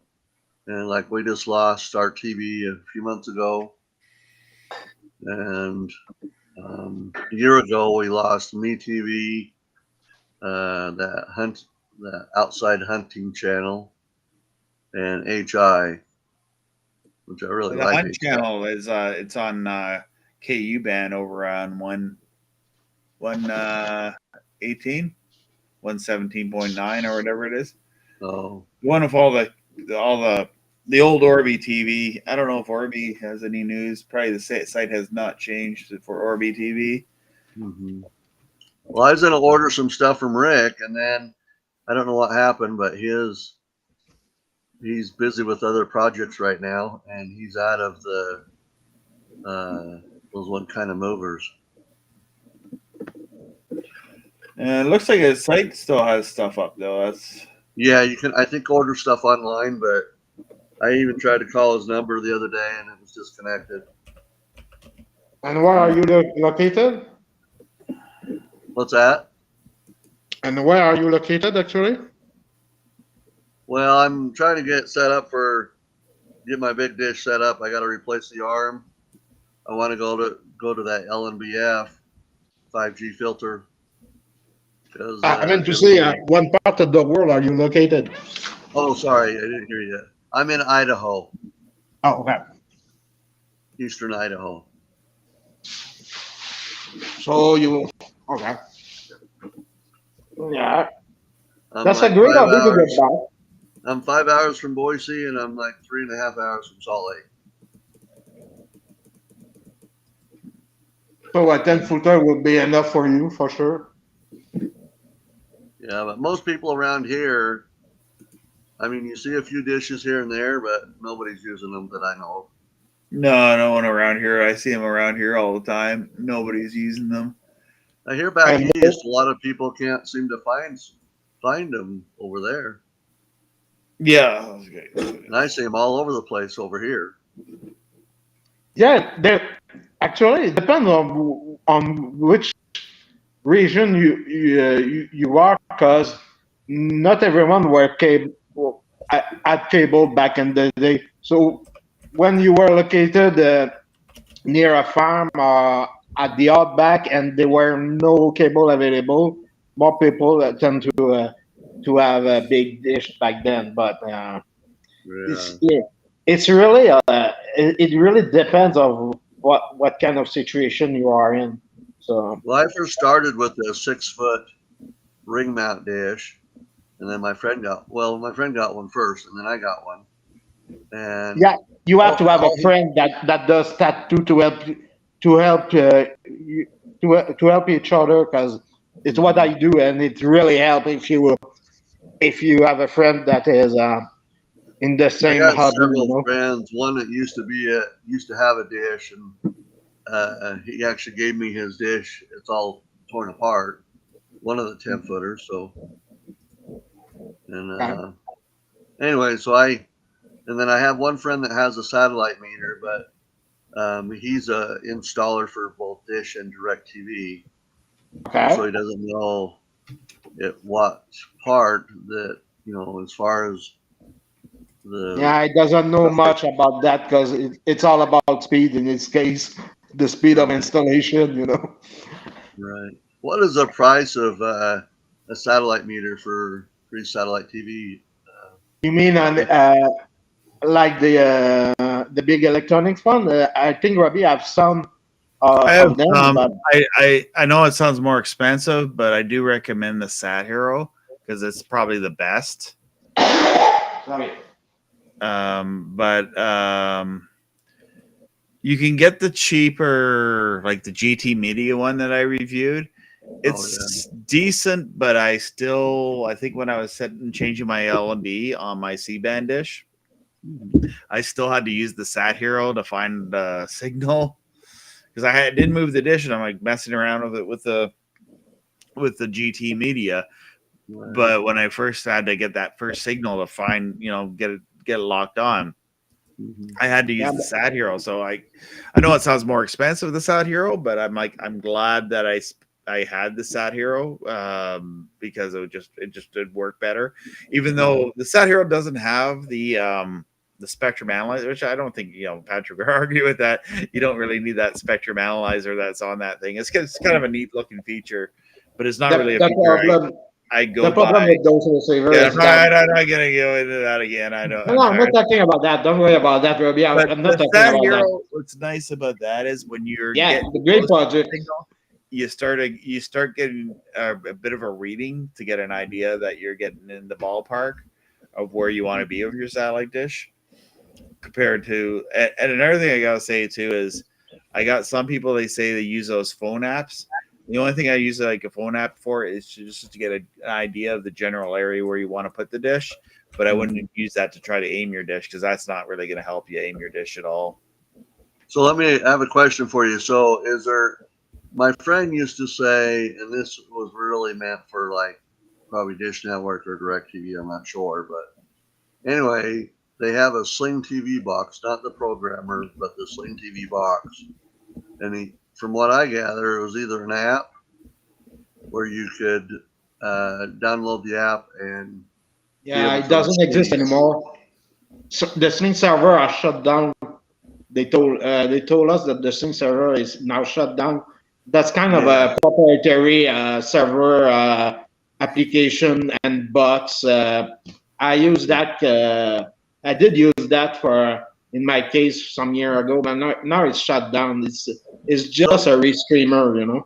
Right. So do they have anything that is legal for free satellite TV to send signal from point A to point B through the internet?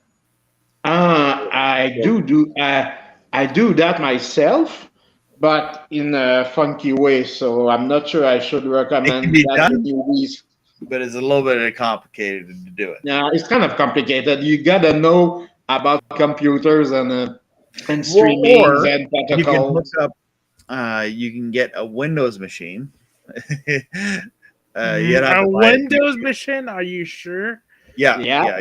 You do it with Parsec, and you watch it through Parsec. Oh, Parsec actually works on Linux. Yeah, but like as your head-end machine, like either for so you can connect over the internet and then connect. So you need the Linux machine to be your head-end, and then you can like that would be an easy way. Or you can set up a port forward router and all that, but a lot of people don't recommend doing that. It can be done. It's possible. Like I wish there was a service that just like allowed you to have like security where you can log on to your network remotely and did that nicely for you. Like then, like for example, I could connect to my HD home run. Like when I'm out, I can connect to my home network and watch my HD home run over the internet and just watch like over the air channels or my satellite receiver. Well, see, me It and is my one. possible, but it's just like you have to set up your own home VPN, and they don't. Let me know if they made a program that does that really easily.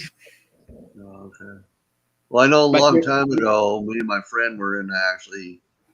He said you needed a Sling TV box from point A to point B.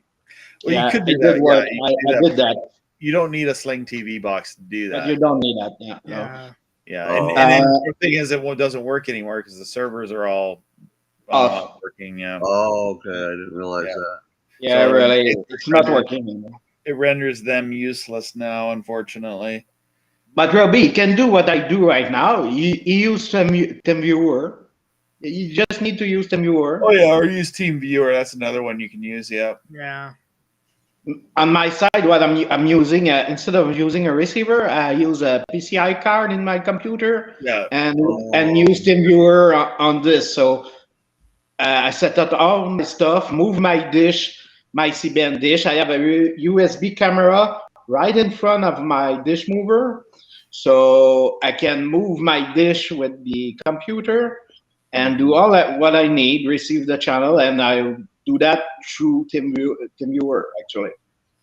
So that's a weird ass way of doing things, but It's a it funky works. way of doing it, but it works. Yeah, it's funky, So- but it works. How long does it take to get stuff from that Tech 2000, Robbie, to order stuff to get it to the U.S.? I think they do their orders once a week, so it all depends on which day you put your order in. Okay. Yeah, what are you looking at getting from them? I'm thinking about it since Rick can't get the V boxes right now. He's looking into it, but can't get them. Oh yeah. You need a V-Box? I have one. I have a spare one. I think. Oh, But- do you? Patrick. Yeah. But I'm not located there near Are you they at on all. eBay? They pop up on eBay sometimes, but then they might be more expensive. D-Box, what is that? And then Come again? the other V-Box. Yeah. I typically don't talk about them, but the Rainier satellite, these were selling them on eBay. But they weren't V boxes, they were positioners.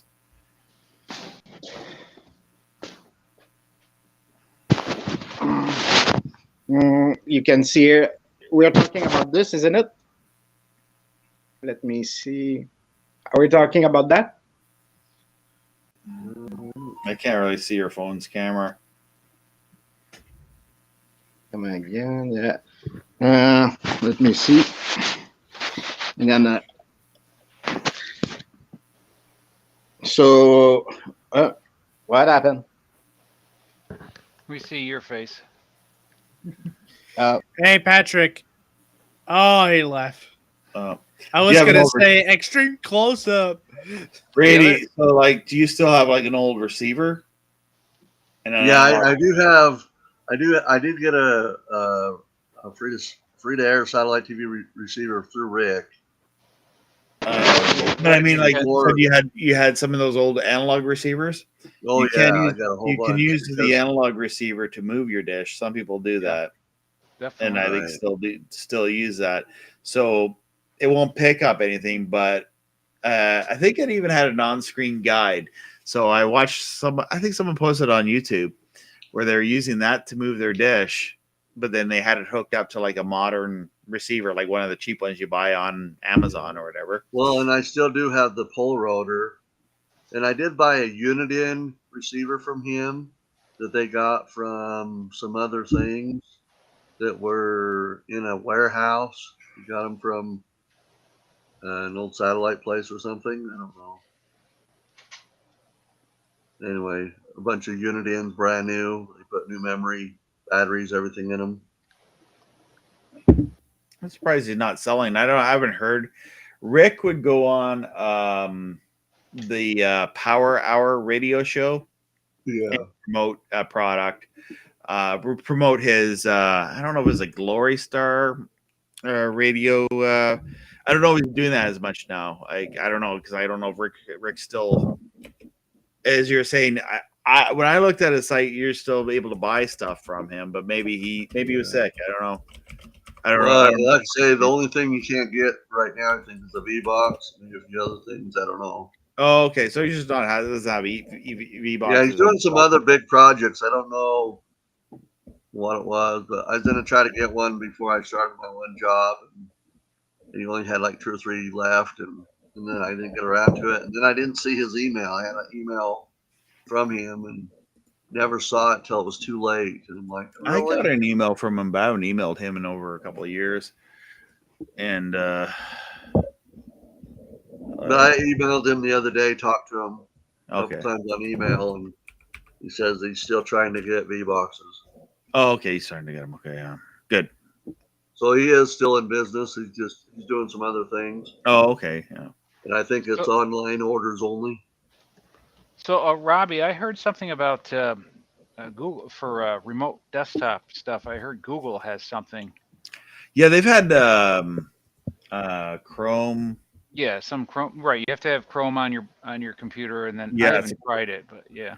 I used it years ago and it didn't work, so then I that's why I moved over to Parsec because it wasn't doing what it was supposed to be doing.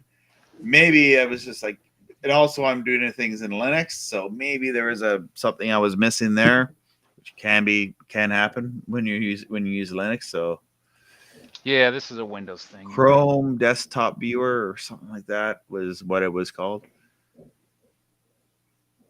But Parsec just works. Although Parsec, I've had problems where I'm connected and I would get disconnected. So there's probably other options out there. It's just I wanted something quick, easy, and would work. Right? I didn't want to mess around with a lot of other things. Brady, if you want to hang in there, we do an after show here. Sure. We'll talk, but I'm going to end the stream now because we've been talking for 3 hours now. Yeah. I meant for it to be 2, but we always go overtime. So I'll talk. I'm going to end the stream now. So please tune in tomorrow night over on Rumble. There should be a link there. If not, go onto the Discord server. There should be a way to get a hold of us there, or even on Facebook. I'm still on Facebook, but I'm trying to. My New Year's resolution is let's spend more time on Discord and less time on Facebook. All right. Go. Yeah. All right. So we're going to end the stream here. We're going to stay in this little room here. We can chat, but the actual stream's going to end.